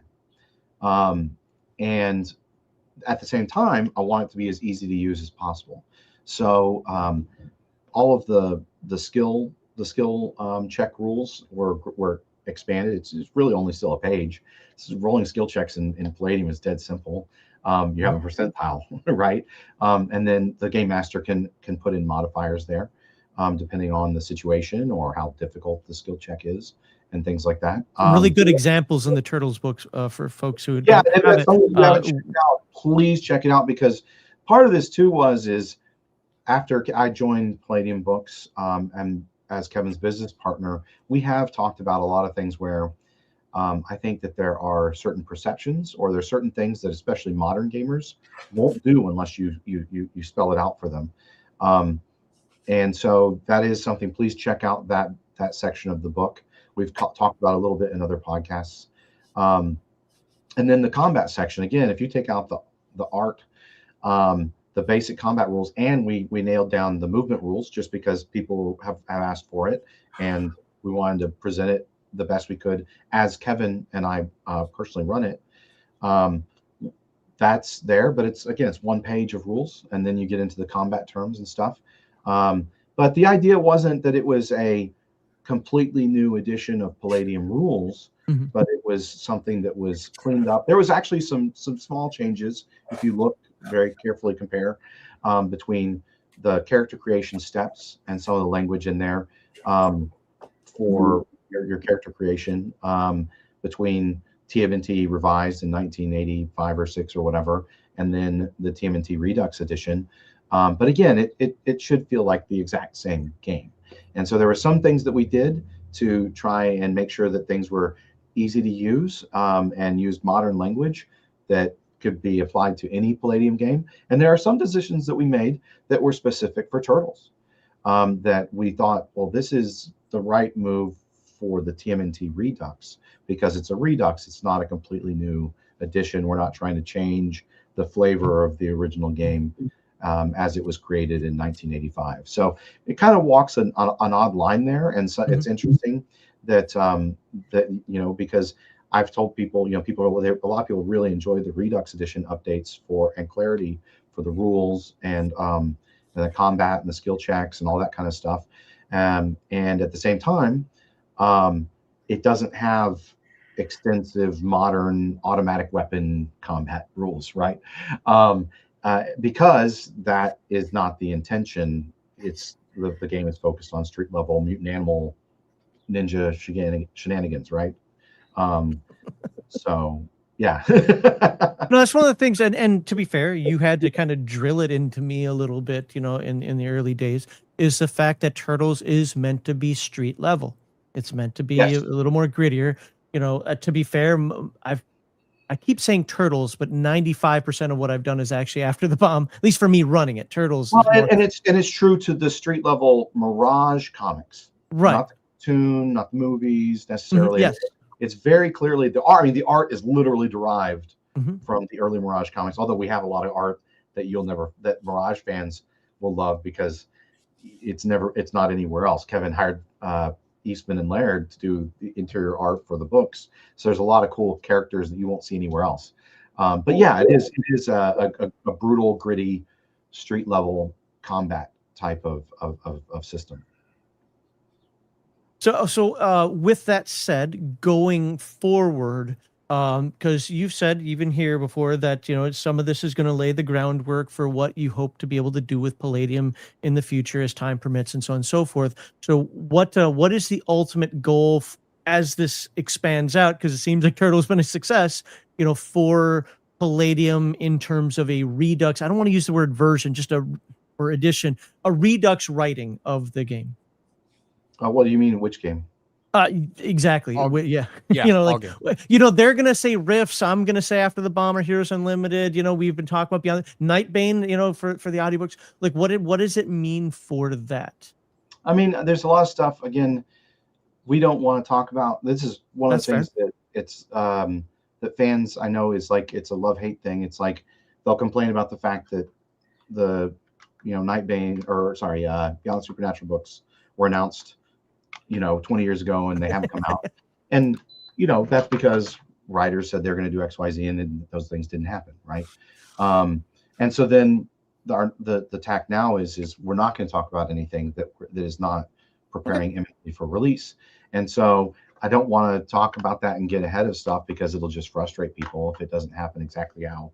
No, that's fair. I just that the questions are out there, which is why I wanted to pose it. But if we can take what you've said and what you've already done, we can look at things that are going to be similar layouts or concepts in layouts, if not exactly. Well, and yeah, I mean, so we do want it to be kind of a flagship product that people understand that, not everything would be literally one for one necessarily transferred over to a similar product we did with another game line or setting. But the idea that we do want to do a lot more full color hardcover offerings with these, not just, in some of the newer books, we've talked about this, they have rear indexes, the very modern, more airy, or shifting towards more airy layout, actually kind of shifting back to it as Kevin, that was his style when he was hand laying out the books, 40 years ago. And so that's like returning to Palladium form in a way, because the digital layout process is complicated and not easy. And some of the new advancements in it means that we can, and part of it is the knowledge I have from a degree in it, because I also have a visual design degree that I studied this stuff. So yay, GI Bill from the Air Force. But it's cool because now we know how to do these things, right? And so we are doing that, and we're pushing the envelope forward. And so look forward to more things like that, including one of the things that we're excited about with the Glitter Boy Codex is we're going to have a standard, familiar. These are called perfect bound, the soft cover books. We're going to have a standard soft bound version that's got black and white interiors, full color cover, and then we're going to have a deluxe edition. I don't know if that's going to be the final name, but it's going to be hardcover with interior full color. That's freaking, see that. I don't know if we talked about that. I think we did when I was out there.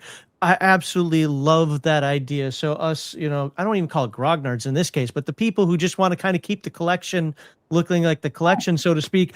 And I don't care about color necessarily, but you know what? At the same time, it is really fun to have that. So I got the good old hardcover with color, or I've just got my table book that we're going to reference real quickly. That to me is the perfect way to go. But I'm also not somebody who's, makes money doing this. So.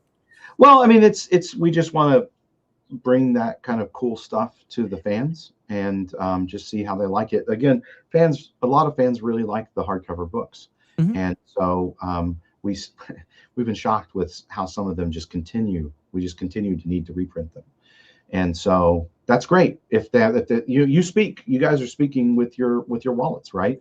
And we want to support that.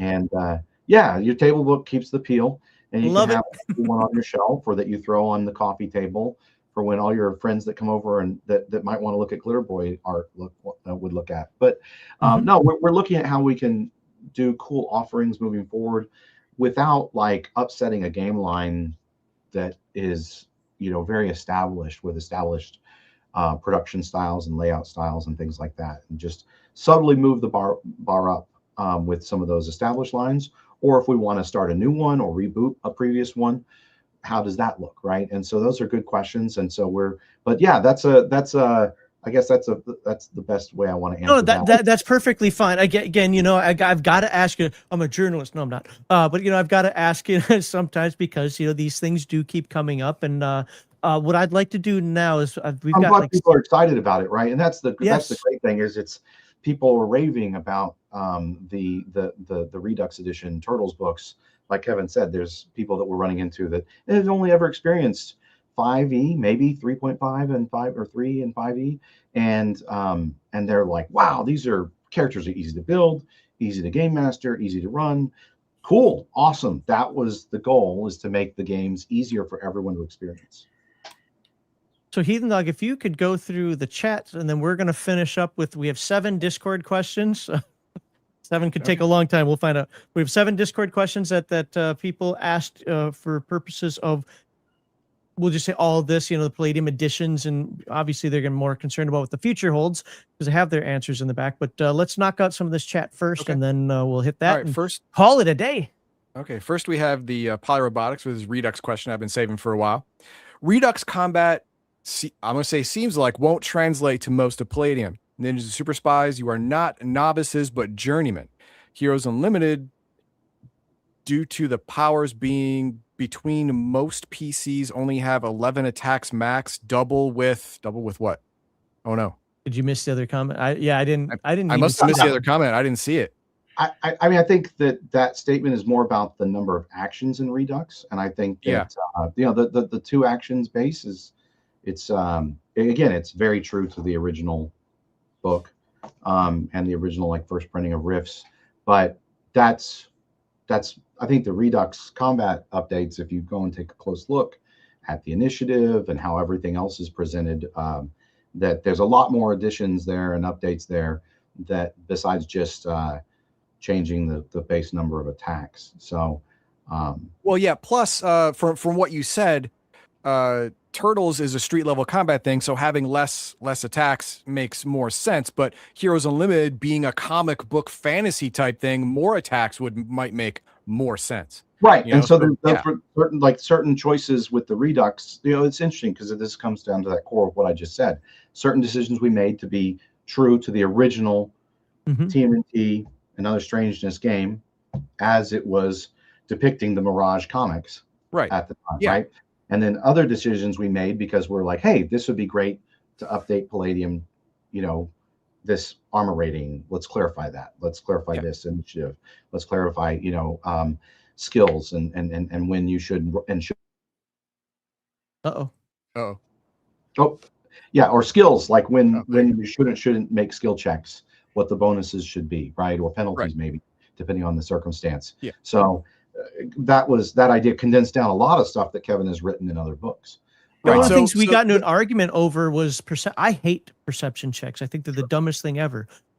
However, the way you wrote them up in Palladium fits the one or in Redux is that one niche where it's like, okay, you know what? Actually, it occasionally does make sense, and here's why. As long as people stick to how you wrote it up in there. Yeah, I mean, there's a lot of things like that where there's some interesting stuff there to talk about that I don't want to go too deep into it, but just like Palladium doesn't have a ton of skill-based social interactions. You have chances depending on your MA or your PB of of getting someone to trust you or intimidate them or whatever, right? But it's not meant to override the entire role play aspect.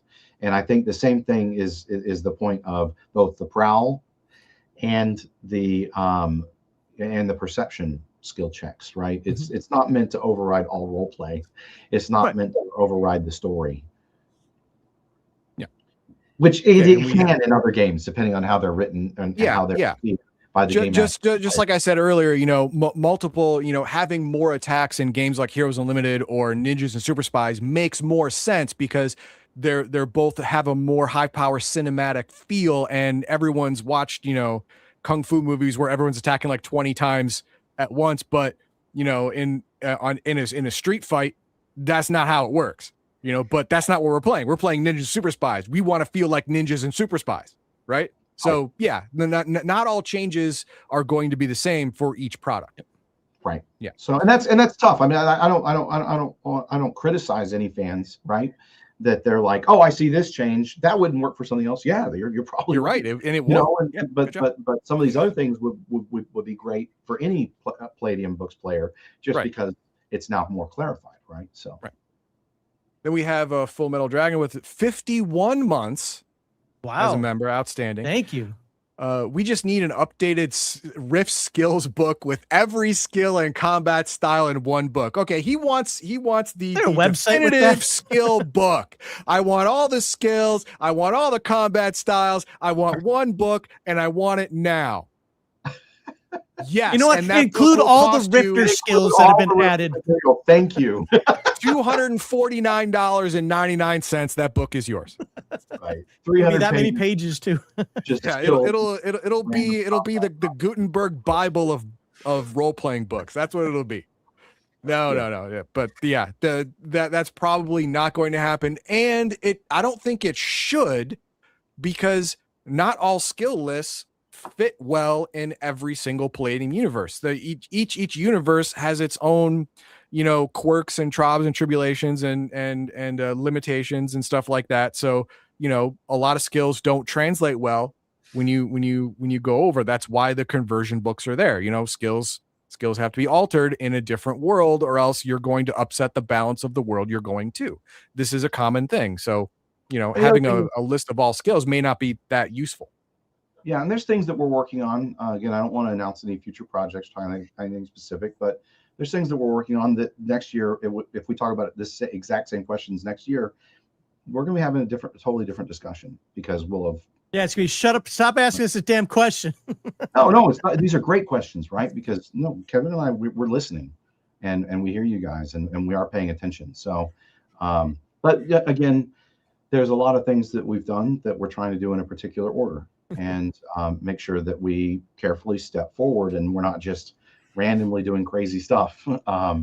And yeah, so we have plans, and we're listening to you guys, and we're stepping forward in all fronts: art, production values, support, accessory products like dice and game master screens. I mean, all of it's really cool, and we hope that everybody understands that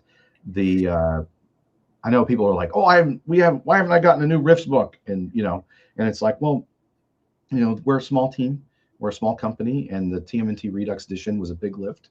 We're directly involved in the production of all of those accessory products.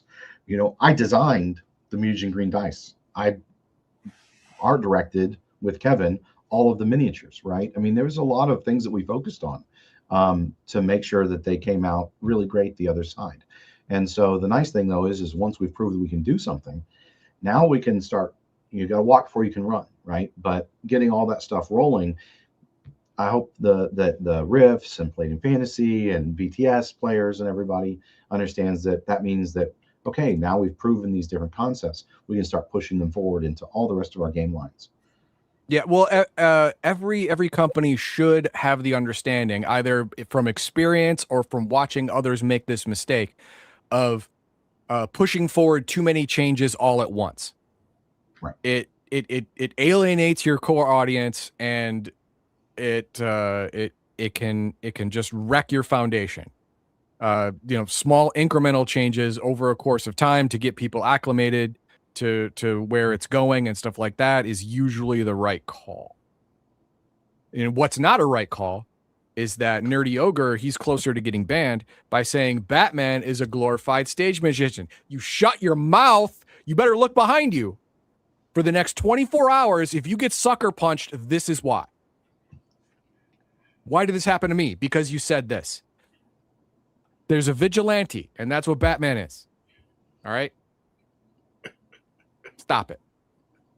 All right, and then we got the Full Metal Dragon saying, not all rewordings in Redux make it clearer, and the static initiative change is truly anti-Palladium. Okay, now, Max is a staunch... Okay, nope. Let me rephrase Combat that. is a Sorry. scrum. Okay, Max has very specific ideas on what initiative represents and how it should be played to be played correctly. And he's the one, I want to make it very clear, he's the one who started this. Make it very clear. Did I? Yes. I don't remember starring anything. No, you did this. I saw it happen. Okay. All right. But yeah, not all rewordings in Redux make it clearer, and the static initiative change is truly anti-Palladium. Now, since I don't play Turtles, and the only initiative thing I listen to is Max because I have to, is Wow. what is this static initiative change, and why does someone believe it is anti-Palladium? Kevin, I mean, you want to? Well, You have no idea? the change is this. The change actually is the way you like to run initiative, Heath, or sort of the way you like to run initiative, Look at that. which is you roll once at the beginning of combat and that's it. That's Okay. that. Now, to be fair, Palladium does talk about other things that can affect that. Obviously, Yeah, we know yeah. about hip toss, Throws and and other, toss, but- stuff like that. but yeah. even just changes in the environment can cause that as well. Yeah, I'm definitely, I don't care what the game is. This has nothing to do with Palladium. If the game doesn't do initiative every round, I look at the rules to try to figure out why there might be a very, like, crap, you can't do it every round. But if there's a way I can, I absolutely have initiative rolled every round. Is it anti-Palladium? Well, here's where I'm going to dig up something that I might get yelled at for later.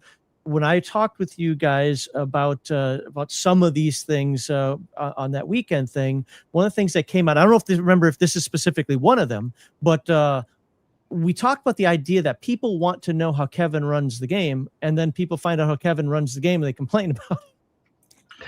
Yeah, I mean, right, Kevin, that's how you run the game. I mean, now the thing is if the combat dynamic changes, he might have everybody roll initiative again.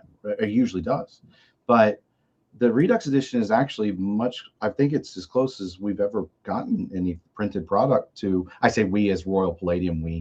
I think it's the most like how you run games, isn't it, Kevin? I mean, that was. Yes. That change was specific change, but that your very specific request. Yeah, I don't change initiative unless there's something that requires it, like a new enemy or good guy joins the Changing combat, environment, or the stage magician throws a smoke bomb, and the only change in initiative is that everyone's now trying to kill him.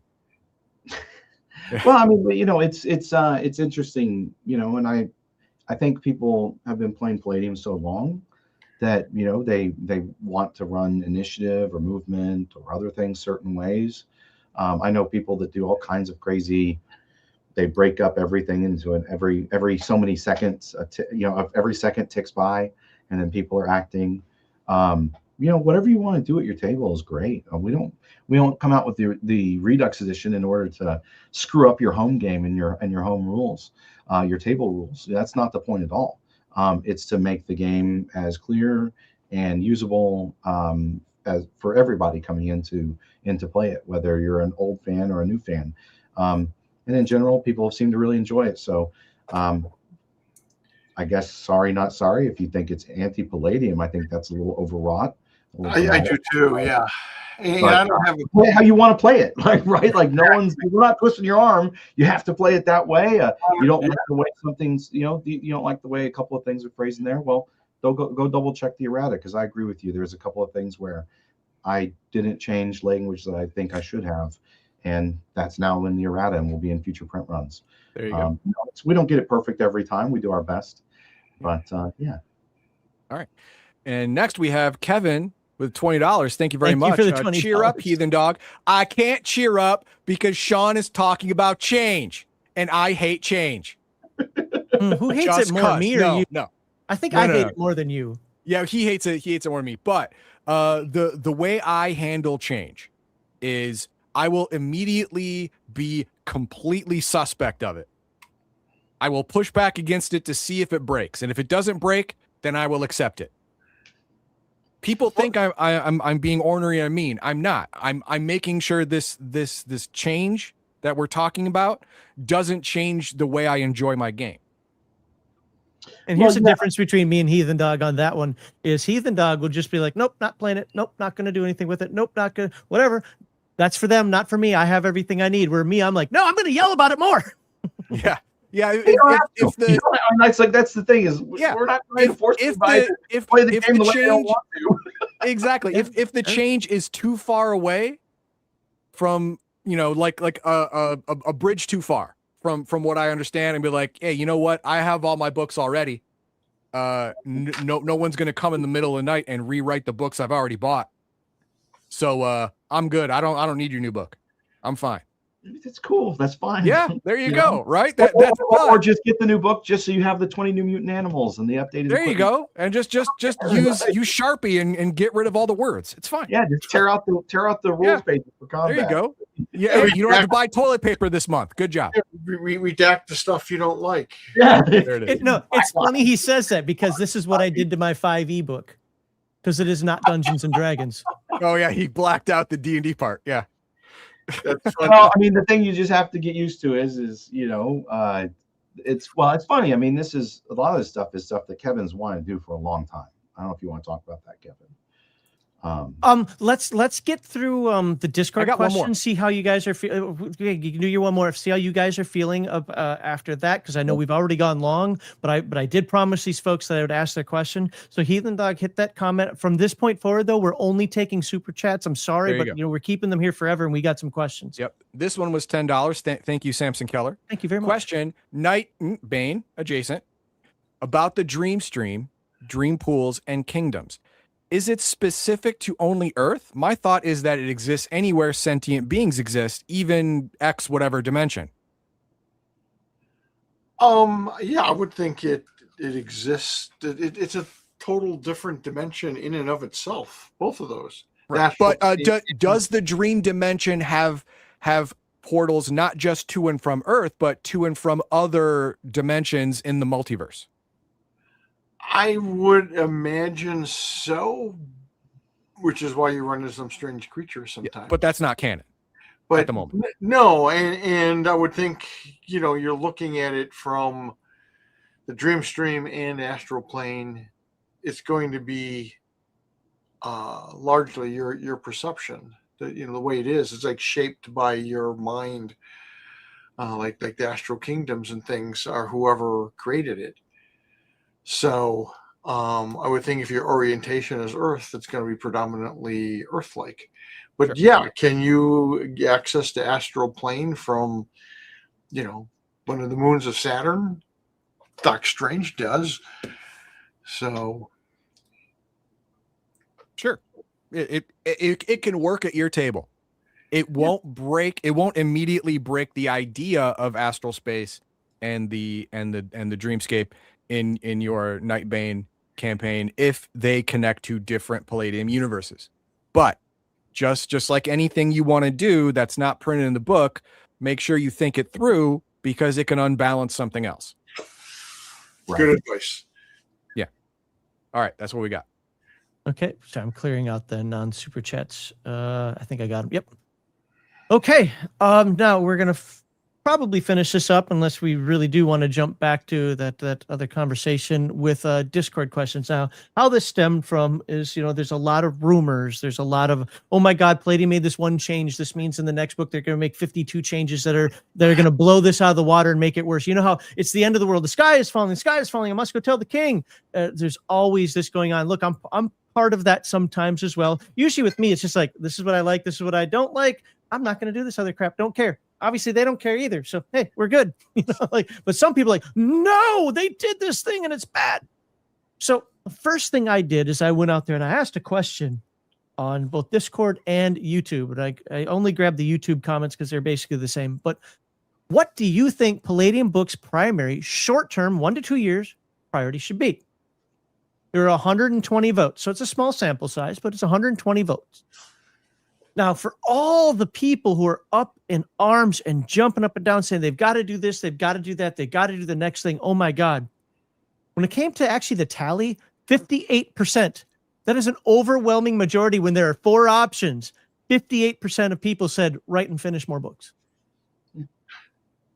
Okay. That's So- what we want. That's what we're So- focused on. Can't always What do do you it. do? Disagree? I disagree. No. No, well, when you see what there's compared to, I think it'll make a little bit more sense. In second place, at 17%, digital tools, things like encounter management, VTTs, etc. And we'll talk a little bit more. There's a direct question about that later. 14% say singular rule system across all settings and genre. 14% for that one. And 11% says obtain new IPs or add new settings. And I threw in things like Star Wars and World of Warcraft, where we've just given people, give an idea for people to understand what an IP is, because sometimes they don't know. Like my IP address is 1.2.3.4. So 60%, okay, 58, whatever. 60% folks were just like, hey, keep writing books. So when there's these big arguments about no digital tools, or I need a better character sheet, or where's my one system to rule them all kind of thing, not that many people are. It's a big minority, or it's Yeah. a very It's a small. loud minority, minority. No.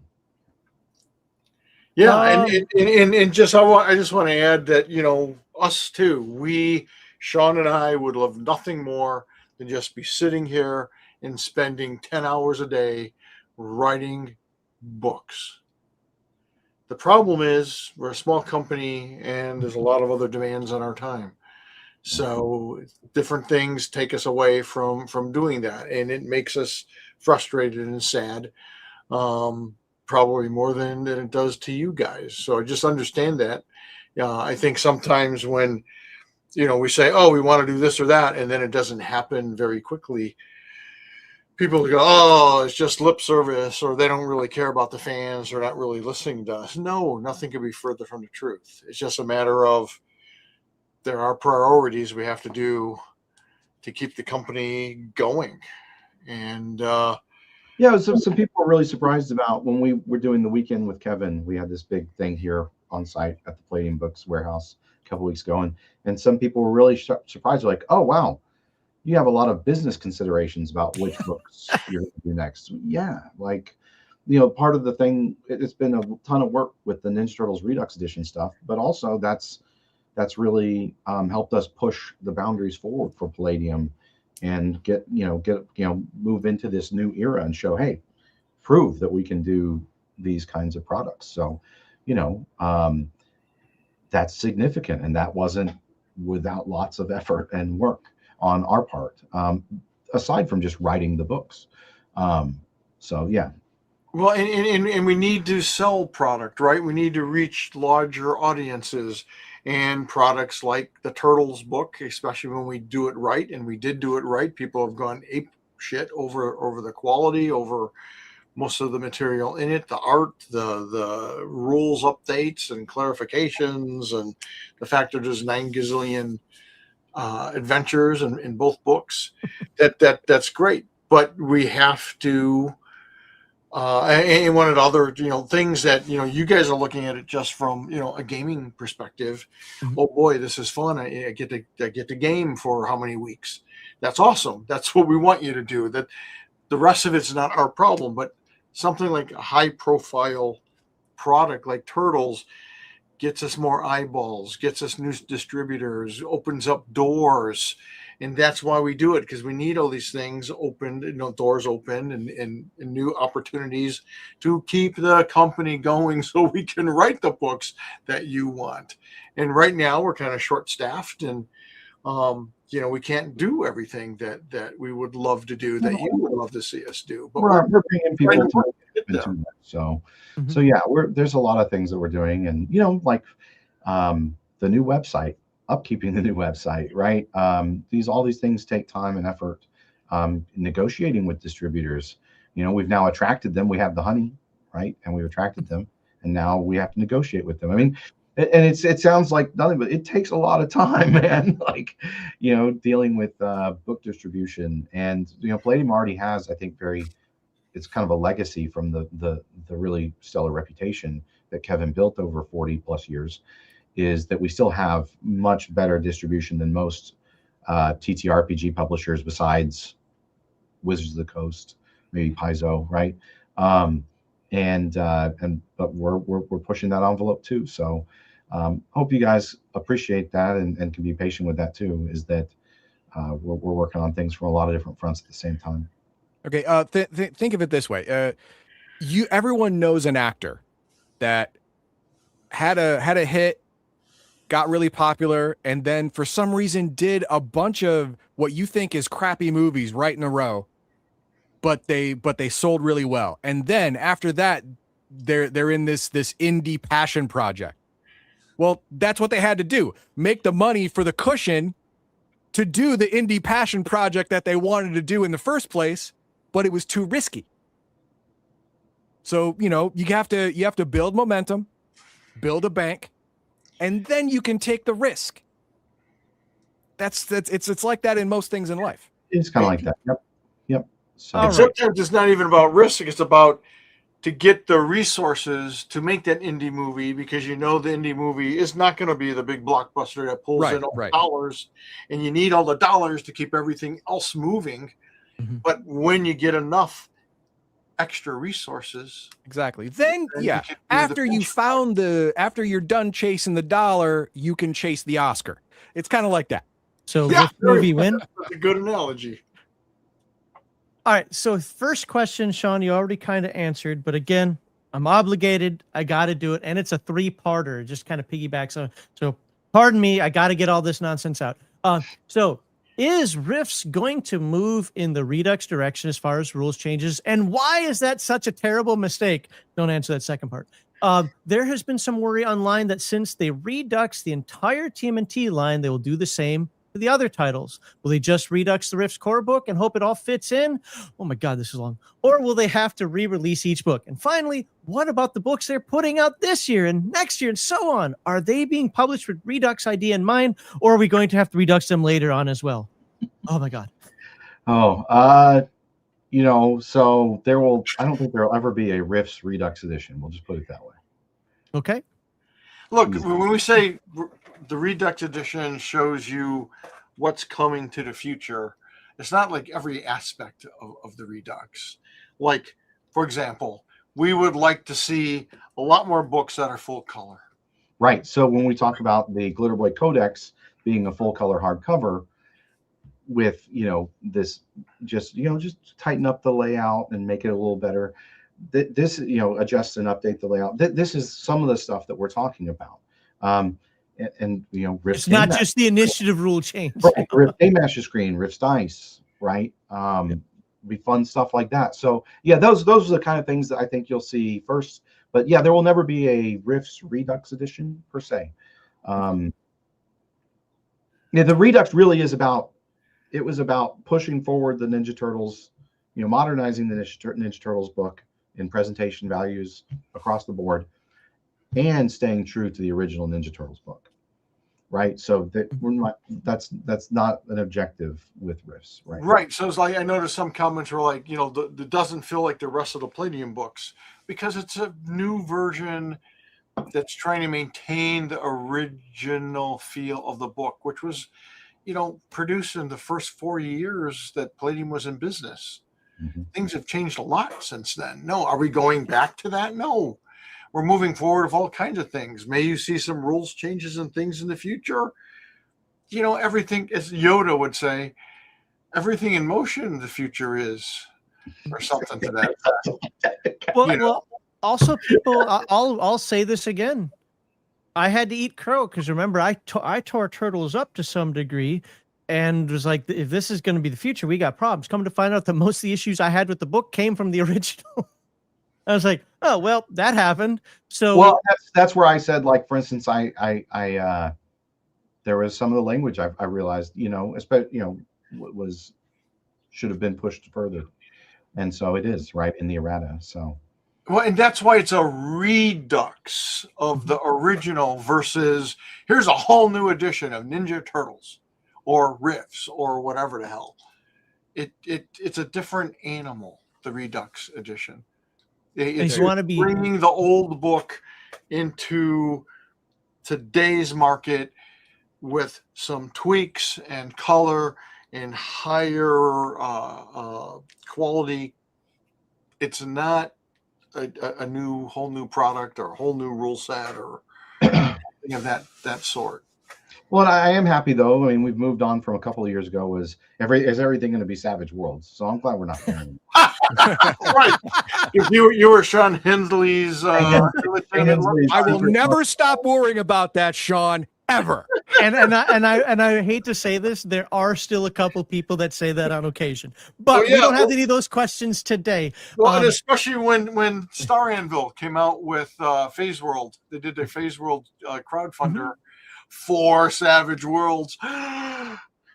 Yep, there's more evidence that Palladium is going to the Savage World system. Well, you must be. I think all people don't understand what a license means. That Star Anvil's paying us money to use our I get it. To produce a game for that other rule set. Yeah. No, that's but not. I told you how I handle change. That's how it works. It's not us. It's not. That's a licensed product. We're happy to license to other. And they're successful, and everybody's happy about that. More success, more money good for everyone. So the next question is one that I think I asked you at the weekend thing, but it came up again here. Have they ever considered opening up a survey with potential changes they might be considering themselves for fans to fill out? Perhaps putting the link in their weekly newsletter. If no, why not? Survey for what? Have you ever considered opening up a survey of potential changes? Like, I guess not like a play test, but hey, we're considering these options. What do you guys think is what I guess it is? Oh, God. Oh, but before Sean and Kevin say anything, I want to say that just sounds inherently dangerous. Inherently, because you have to put up a bunch of options, and some idiot out there is going to latch on to one of these obviously hypothetical things and go on a rant that it never had a chance anyway, but now it's all anyone ever hears about. That's the danger, and that's too dangerous to do because people are generally dumb. Well, and the thing I've found when I did the second edition of the Risk for Savage Worlds rules, when they updated it to the Savage Worlds Adventure Edition, and what I found very quickly was most players, most good hardcore players, good fans can identify when there's a problem with a system. They don't often know maybe the best way to resolve that problem. So that's one of the things you can really get that can be confusing. And so with that one, I mean, it was a big, long play test period. And I think we got to a really fantastic place that fandom really enjoys. But yeah, that sounds like too much design by weird committee. Unqualified committee. Well, and the other thing is if you adjust this one thing, are you adjusting that other thing? And there's a lot of butterfly effect. Yeah. Yeah. You can get a lot of times what you end up is overwrought changes that just make the game more complicated and lose the simplicity that's the spirit of, I think, the Palladium system. We were just talking about how don't let it overwhelm you. Just go play the game. Percentiles for skill rolls, roll d20s against each other when you're fighting. That's the basic of Palladium, right? And the further you get away from that with other exceptions and other stuff, you have to be very careful because you're going to lose a lot of the momentum and the intuitiveness of the game system.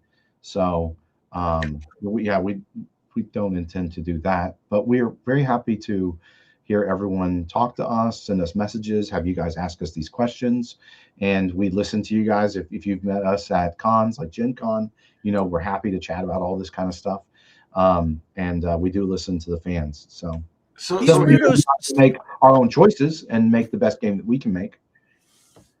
Look, when we have specific questions, we do surveys. We don't do them very often because, just as Sean just explained, we're constantly listening to you guys.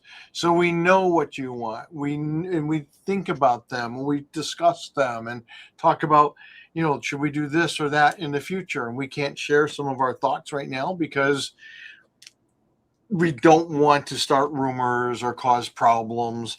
And as Heathen Dog pointed out, depending on how you phrased the question or what you were bringing up, even if it was just out of frickin' curiosity, people are going to jump on that and go, oh my God, look what Palladium's considering, even when we're not. And so why provoke, wild speculation and stir people up over stuff that's nothing? Yeah. So, yeah. We're like, again, that's the advantage of being a small company is all of our guys listen to stuff, read posts, watch these shows, and they go, hey, like 92 fans have said, gee, we'd like to have, let's say Ninja Turtles back. And so we listened to that, and we couldn't do it right away. But when we had the opportunity to bring Ninja Turtles back, we did.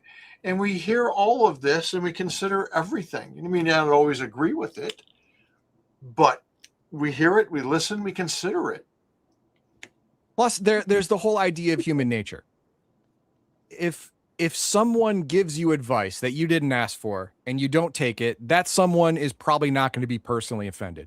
If you ask someone for advice, they give it to you and you don't take it, they can get personally offended. You asked me, I told you, and you didn't do it. You must hate me, so I hate you back. So don't do that. You can give unsolicited advice all you want. That's what, emails are for, forums are for, places like this are for. That's great. But, don't get mad when we don't take it because we didn't ask you specifically. So calm down. Yep. One of the things that I'll say from conversation with these guys before we move on to the next question. First of all, the fact that you guys, I just want to thank you again publicly for 6 hours. 6 hours we talked before Kevin drove me to the airport. Thank you. Seriously, thank you. Both of you for that, even when you cussed me out, Sean. No, but one of the things I learned, though, that I thought was awesome, in case you didn't think that this was real, they were talking to me about Instagram groups and Facebook posts, things I don't do because I don't like social media, things that I've kind of pulled away from, like all these different avenues that they've heard people say this and that, and we were addressing this. I'm sure somewhere in there was an old news group as well. I don't know, but the idea is they actually are listening, and even if I wanted to come away angry or something like, I'm the most important person or whatever, it's just not the way it is for any of us. Not for Heathen Dog, not for me, not for you guys out there. Whoa! Don't talk for me. I am. It's my show. I get to say that. I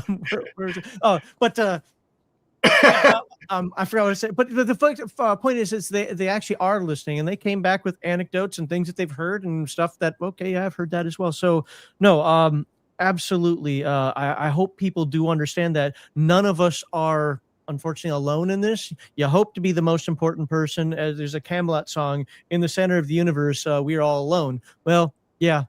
I'm alone in the center of my universe as well because nobody listens to me, but they're listening to everybody. They're taking it all in. I only listen to Heathen Dog. That is smart. That is a smart play. And that is exactly what you should say, because I don't know if you understand this yet, but you're all supporting characters in my story. That is true. Yeah. See, I say it's my show, but I say that because that gives him a little flexibility when in reality. All right. With its 40-year foundation, if Palladium wants to be fully successful, is that a thing? And take over the gaming world, who wrote this? They really need to allow individuals to create third-party content compatible with, for use with, not directly affiliated with. Their stubbornness is the Mac versus PC issues of the 70s and 80s. Okay, so D&D Beyondify this. Literally, right? Like, I'm sorry, like, if you can't run a gas station, I'm not going to take your advice. You know what I'm saying? Like, we have a lot of people that say all kinds of random stuff, and it's like, what do you do? What's your expertise? So, I mean, Kevin Siembieda was very right to have not jumped in on the D20 bandwagon, correct? So, people pissed and moaned about that for a long time. Yep. And then, with that debacle that happened a couple of years ago with the OGL, I think Kevin was completely exonerated. Well, I haven't heard any. I mean, we haven't had anybody come up to us and say, "Why are you guys doing OGL?" Because it's obvious. No, and the publishers that are like immediately changing their core game systems to distance themselves from that game system. The big ones like Paizo, Yep. right? Because it's that could be nuclear toxic to their their continuity and legality of a lot of different things. So, no, I mean, I don't know. You want to talk about that, Kevin? Yeah, no. Everyone has an opinion. Many people have very strong opinions.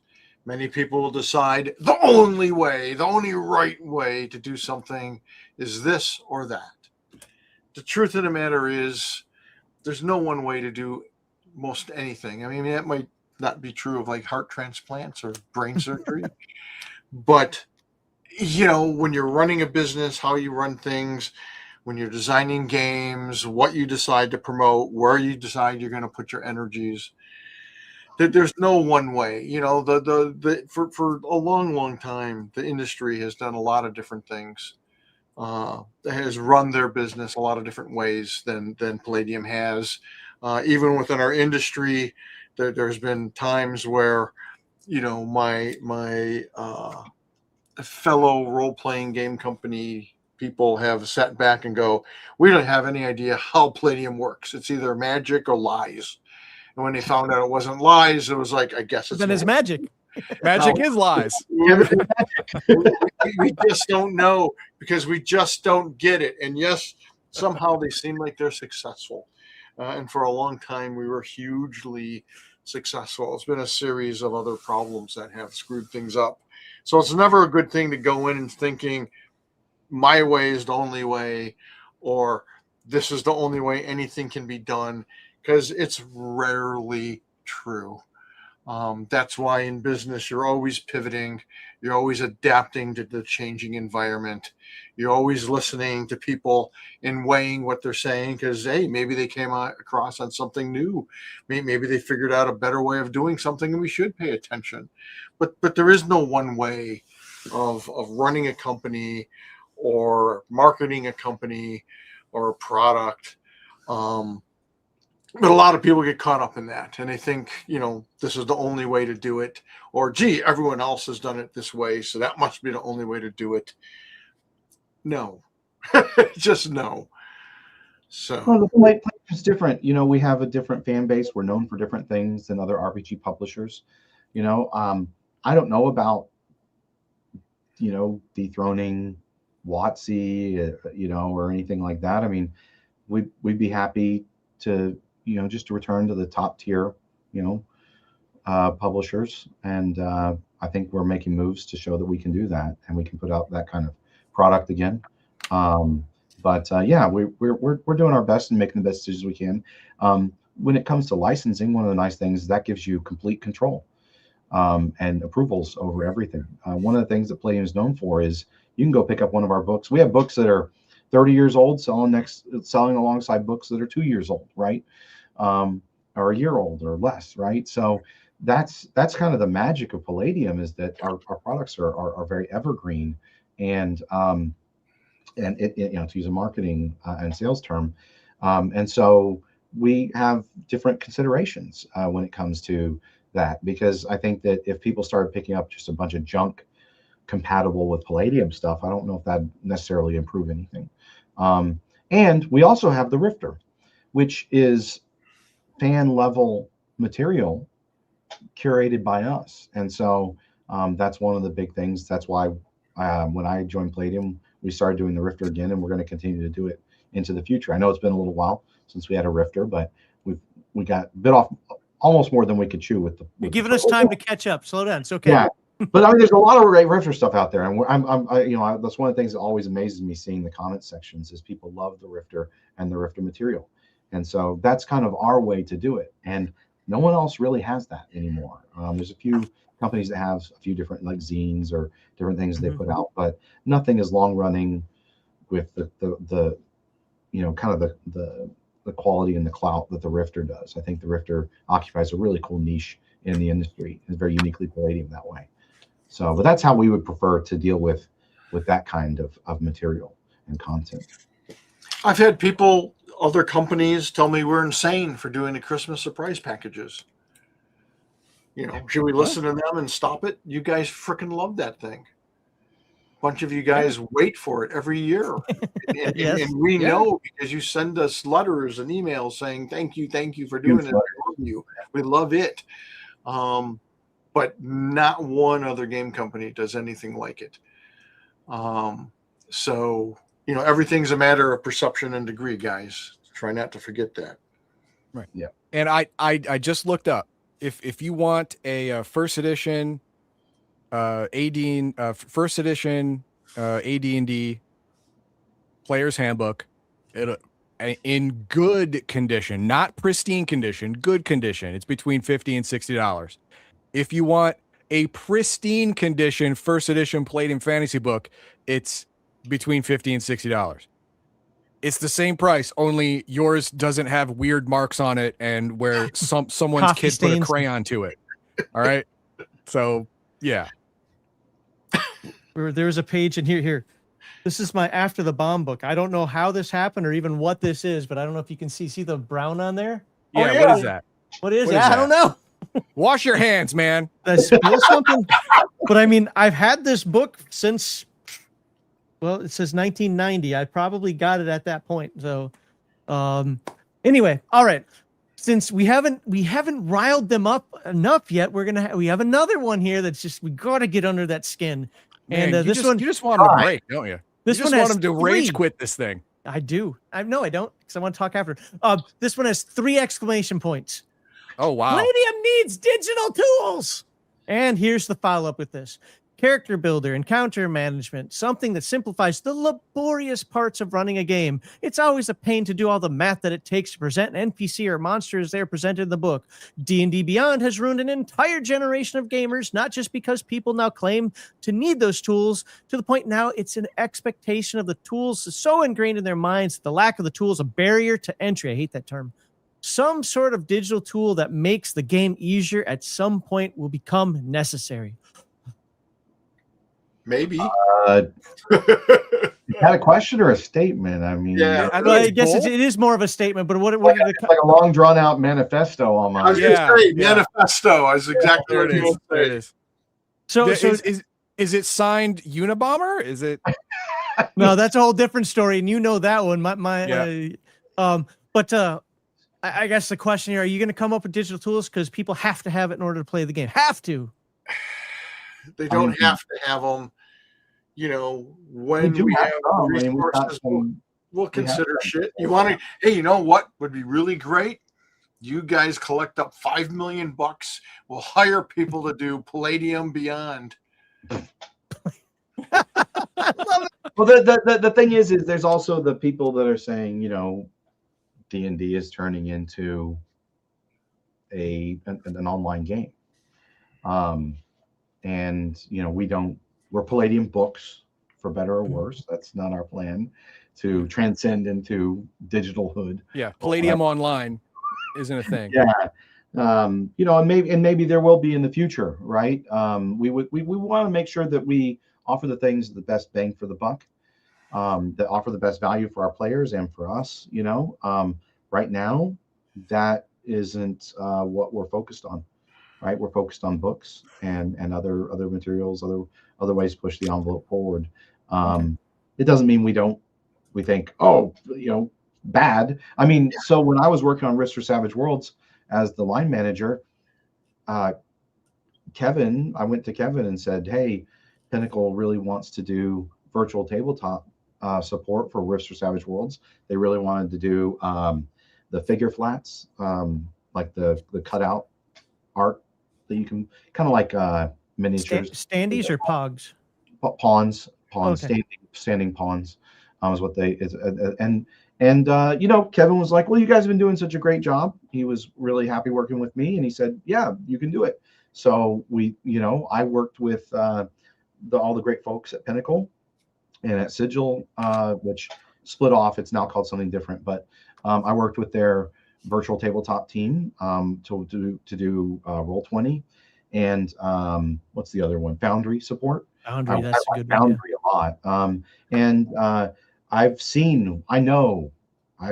I've been in the meetings, I've been working with them, and I know what it's like to do support for those kind of things. So at the same time, Palladium system is narrative focused. When I run Palladium, I just use Discord. I have no problem running Palladium. We use dice rollers if people aren't rolling physical dice. You know, and that's what we do. That's what I do. So, you know, are we open to tools? Yeah, absolutely. Do we think it's what should be our priority right now? No. But down the road, that answer can definitely change. So Sure. I just want people to know that I'm actually very open-minded to those things and have pushed those forward when I thought it was the right thing for the product line. For Rifts for Savage Worlds, it was definitely a great time and a great point to do it. You know, but right now that's not what we're focused on at Palladium. Nope. And we want to do it right, and we want it done by professionals, not, you know, this is no slam on any of our fans, but you know, hi, I'm Wally Smurd, and I worked up a whole great thing that works great for me and my gamers. That's wonderful. Am I going to publish that or promote it or build on it? You know, and again, everything sounds easy. Like, you know, it would be awesome if Palladium did a movie. You know, it would be awesome if Palladium had a video game. You know, it'd be awesome. Yeah, lots And of Chop. Where is it? Studio. Who's making it? Who's maintaining it? Who's paying for all this shit? I seem to remember reading Jerry Bruckheimer. I'm just saying. Yeah, well, that's the thing. You want that? Go talk to him. There you go. But if you're looking for not official VTT type tools, but you know, not online, but computer tools to help you at your table game, a lot of people have made their own programs and threw them online. I have one of them. It's a character generator. I don't use it to generate PCs, but I use it to generate NPCs. Like, oh shit, I need an NPC thief. I'll go with that, but click, boom, there's my NPC thief. Okay, print that out, use it at the table. I do that, and you can find it online. Google search the hell, you know, Google Foo should be strong with you. It's funny you say that, because literally the follow-up to this was, again, exclamation points, man. You guys are really adamant with your questions here, although that's a statement. Ask them if they're ever going to outsource and let people make character generators. Aren't there a couple out there? There are. I mean, they're unlicensed. You can't sell them, stuff like that, or else you're going to get all the lawyers up your ass. But you know, no one can stop you from making a program that helps you at your table. Then that's the way it is. You know, just as long as you don't try and make money off it, and don't try and pass it off as official, you know, company content. There's not a whole lot that someone can do to you. You know, like. And I do want to say that there are some things you're going to see. It might seem subtle, but with quick stats for NPCs and stuff like that, you're going to see a lot more of that moving forward with Palladium products. And, you know, it's one of those things, we can't magically wave a wand and all of our previous products, that just changes instantly. But with a lot of stuff coming forward, it's going to be, you know, a broad kill demons, quick stats, ready to go and play at your table, right? If it's in a scenario. So things like that moving forward that should make it a little easier, that you don't have to go roll up a separate broad kill warrior for every, you know, broad kill in your group or something like that. So there are some things where I think there are legitimate questions here, and we are actually thinking about them. And a lot of it is just case by case basis, how we want to approach that within the entire framework of what we're doing. Real quickly, folks, I only have 2 questions left, and they're not 4-parters. So this is the last call for super chats. If you want to get any question, comments, concern in, go ahead and super chat that now. Else we've got 2 questions left, and then I think we're going to wrap this up. We've kept them for 4 freaking hours. It doesn't feel like 4 hours to me, but then again, you know, I'm me. So we're not going to extend this any longer than these 2 questions and some super chats. So next question is, do they intend to change the character creation steps where selecting a race is step 1 instead of like step 4? In future books, yeah, potentially, for sure. Okay. I mean, like in the TMNT Redux, right? You build your mutant animal before you select skills. which makes sense because if you select skills and then you decide to random roll and you selected skills for a super agile ninja and you rolled sloth, you're like, oh, that's not going to work. That is not my vision. You're in trouble. So yeah, I understand. That makes sense. Yeah, that stuff like that definitely could change, especially depending on the setting and the IP. But you know what'll happen? Somebody will complain.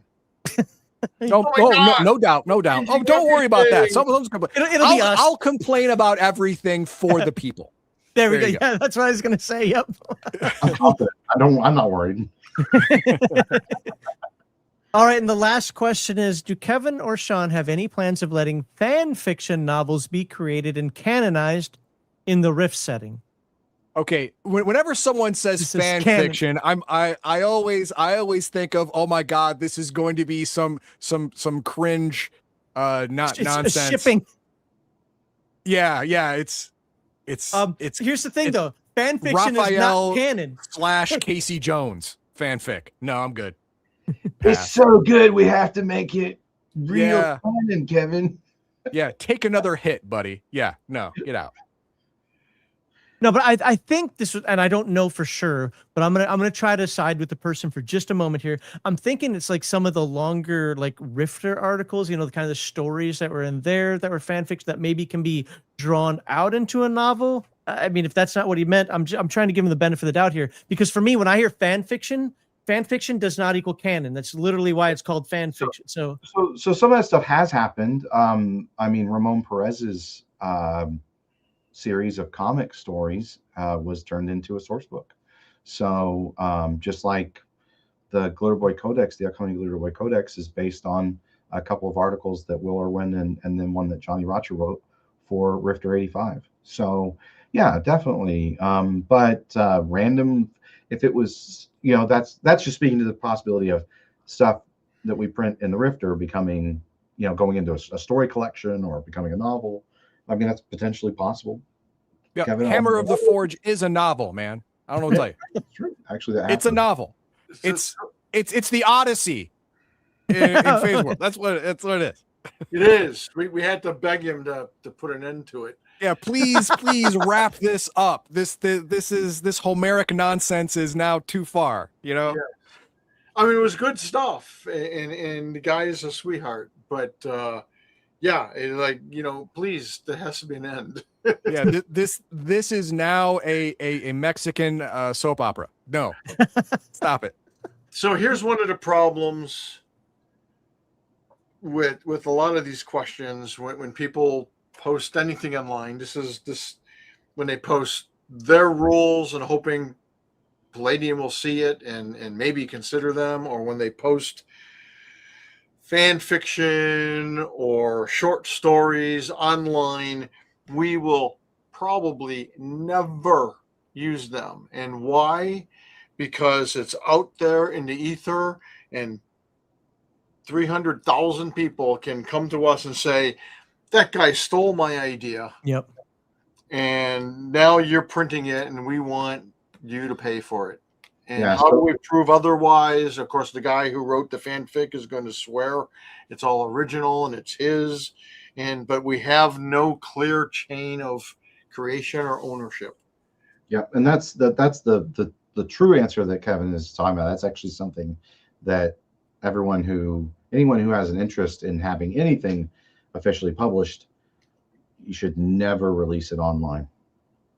Right. Well, actually, a lot of authors, and this goes way back when I was actually looking at really learning creative writing, a lot of authors will say on their websites, do not send me your manuscript. It will hit the trash before I open it. And it's literally for that reason, because the second I open it, somebody will be like, oh, that was my idea, and try to sue them. So authors don't even read what you send them for legal reasons. That's why we have the unsolicited manuscript form when we were accepting manuscripts. And we're not, because they have to understand that we didn't ask for this, and please be aware that we may be working on a similar idea, and don't be upset and accuse us of stealing your idea if a year from now or 5 years from now or 10 years from now we come out with something similar. You know, I had someone go bonkers on me. Goes back years, because we had announced that we were going to be working on a book called Speed Tribes. And this guy was like, "That's why I posted about this. I want to do Speed Tribes." And it's like, first of all, it's a specific term to biker gangs in Japan. And second of all, there wasn't even a book that we were writing. It was something that Tim Bradstreet wanted to write. And we had said, "Tim, if you want to write it, you know, go ahead." And I made the mistake of mentioning it. And, you know, and this guy went nuts. And it's like, dude, I don't know who the hell you are. I mean, that's why I don't even go online a lot. So I can't be accused of stealing somebody's stuff. You know, it's just, it's crazy out there. And, you know, and it's funny. Everyone's always so concerned about their creation and never somehow concerned about our rights as the creators, and that they're creating a derivative work based on, you know, our work. It gets too messy. Yep. So yeah, but if you, and I'll put this out there, there's a lot of people, they don't want to hear the answer. I've told a few of them personally. If you're working on Palladium rules system updates or ideas, and submit them to the Rifter. Do not publish them online. Do not share them on social media. If you do that, we cannot use it. Yep. Yeah. And there is no chain of custody. There is no chain of custody. The other thing is I'm not going to read it anyways. I don't really want to be influenced by anyone else's ideas. Right. Moving forward, because the other thing is sorry to say it, this is Palladium Books is me and Kevin, and what the rules are going to come out are going to be our ideas and our ideas alone, especially the core game system. We're never going to give that to anyone else.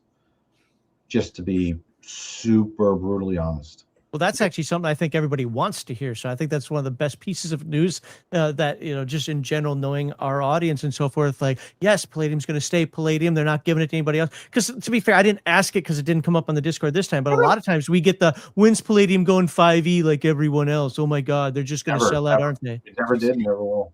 Yep. So, all right. Well, this has been a 4-hour live stream. Let's end this thing today. So a couple quick announcements. What's that? Yeah.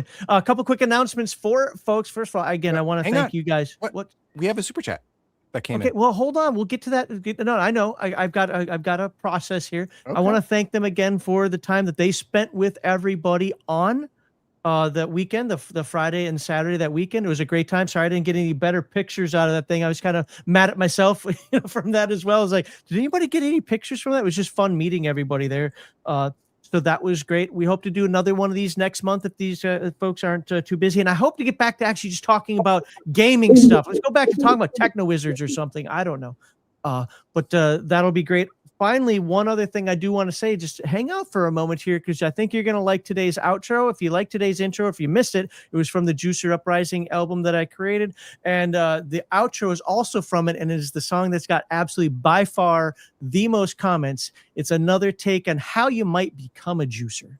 So that might be interesting for folks. Now, go ahead and read the super chats, and we'll roll this in. This one's a softball. Here you go.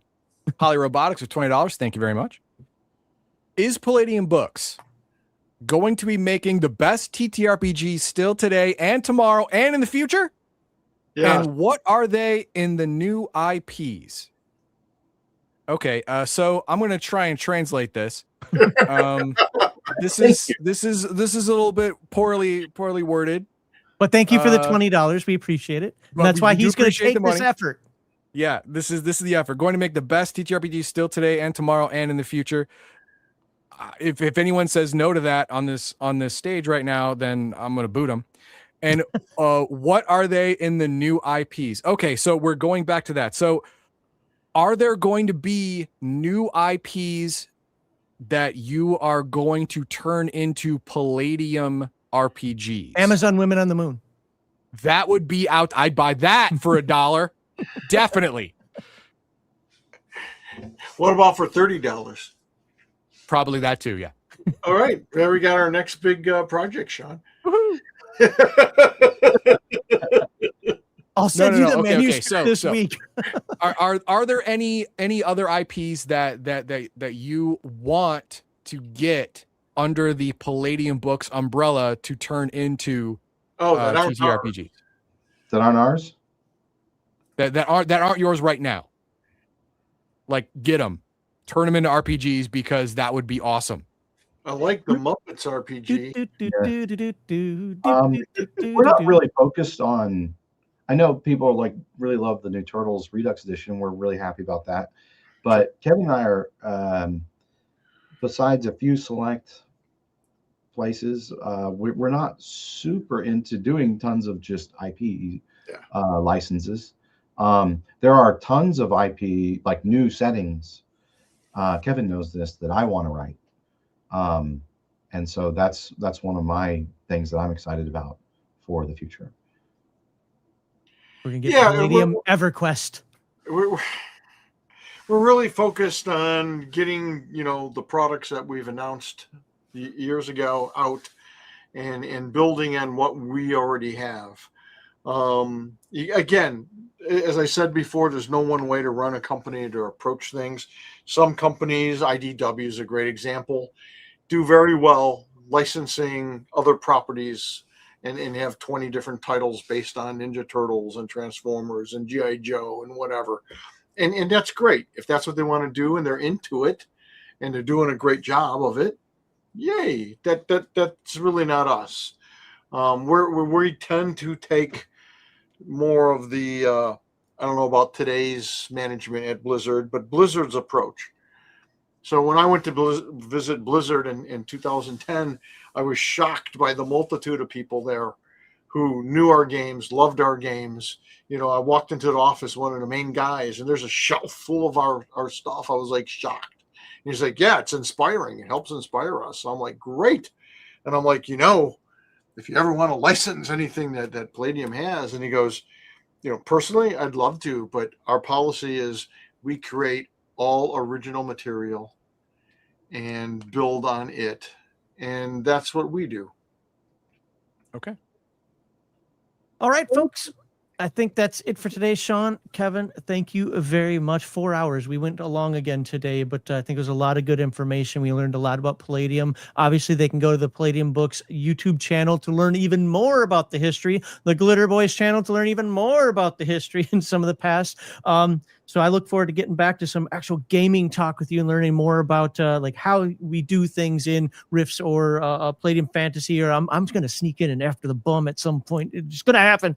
But I can't wait. I know Heathen Dogs. He won't show up. He'll take the day off. Anthropomorphic animals, give me the heebie-jeebies. We can talk all about After the Bomb. We can play games too. I mean, Kevin and I enjoyed doing that with the Glitter Boys. So nice. We can definitely talk about that in the future. Maybe sneak in a couple of our longtime Discord members that we know are passionate as well, and get a couple people in there. Have you both run it first? I don't know. Competing DMs. You run for us. We can just yeah. They don't want to run it, man. You didn't read the room on that one. I don't run games online. It will never happen. So that'll be you. It'll have to be me. I have played with Heathen Dog. We had a blast. Yeah. So. All right, so with that, without further ado here, remember, buy Nightbane. Be sure to get out there and do that. It's already made its goal, but you want it. You'll love it. And if you didn't catch the beginning of the stream, this is going to stay public. Might do a little editing behind the scenes for the description, but it's going to stay public, so you can go back to the beginning and you can watch it from there. So let's put up this awesome picture of them in their Nightbane forms. By the way, I didn't come up with that. I just told AI make them something, and I got a Cenobite and some crazy glowy angelic thing with like 6 wings. With like 6 wings. Hey, you know what? That's biblically appropriate. Probably. All right, everybody. I hope each and every one of you has a wonderful week. Yep. Thanks for joining us.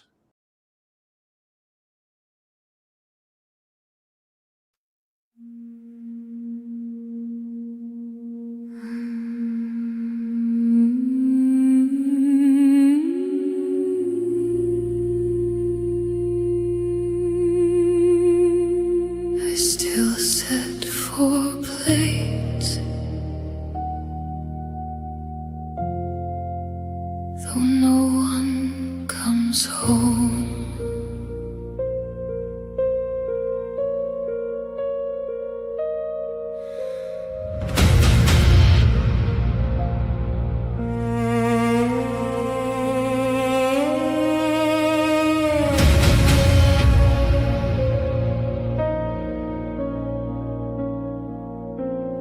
My husband's coat still hangs by the door.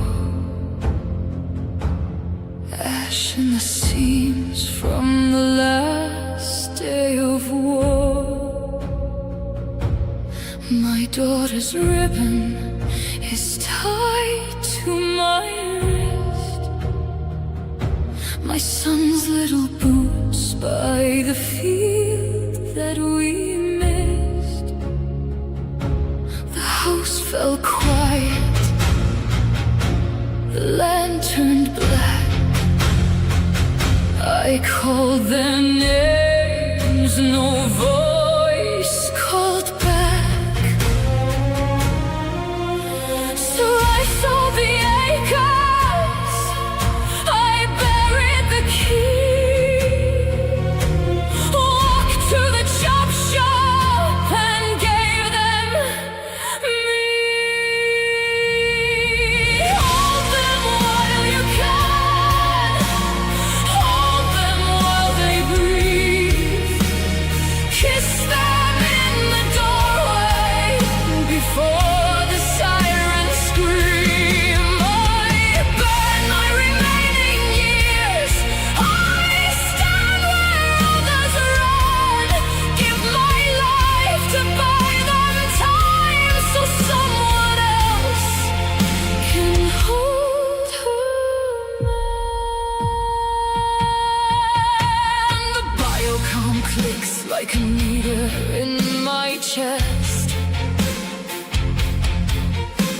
The drug harness tightens and steals all the rest. The needle made mercy from ruin and pain. Now I run through the fire with death in my veins.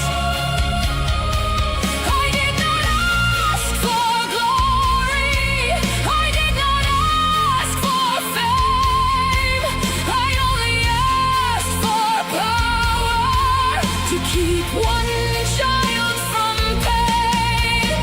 If last call takes me, let it come slow. There are still frightened people with nowhere to go. Hold them while you can, hold them while they breathe, kiss them in the doorway before the sirens scream. I burn my remaining years, I stand where others ran. I become the uncaged wild so someone else can keep their child. My love, I am sorry, I could not save our home. Little dear, I still feel your hand when I walk into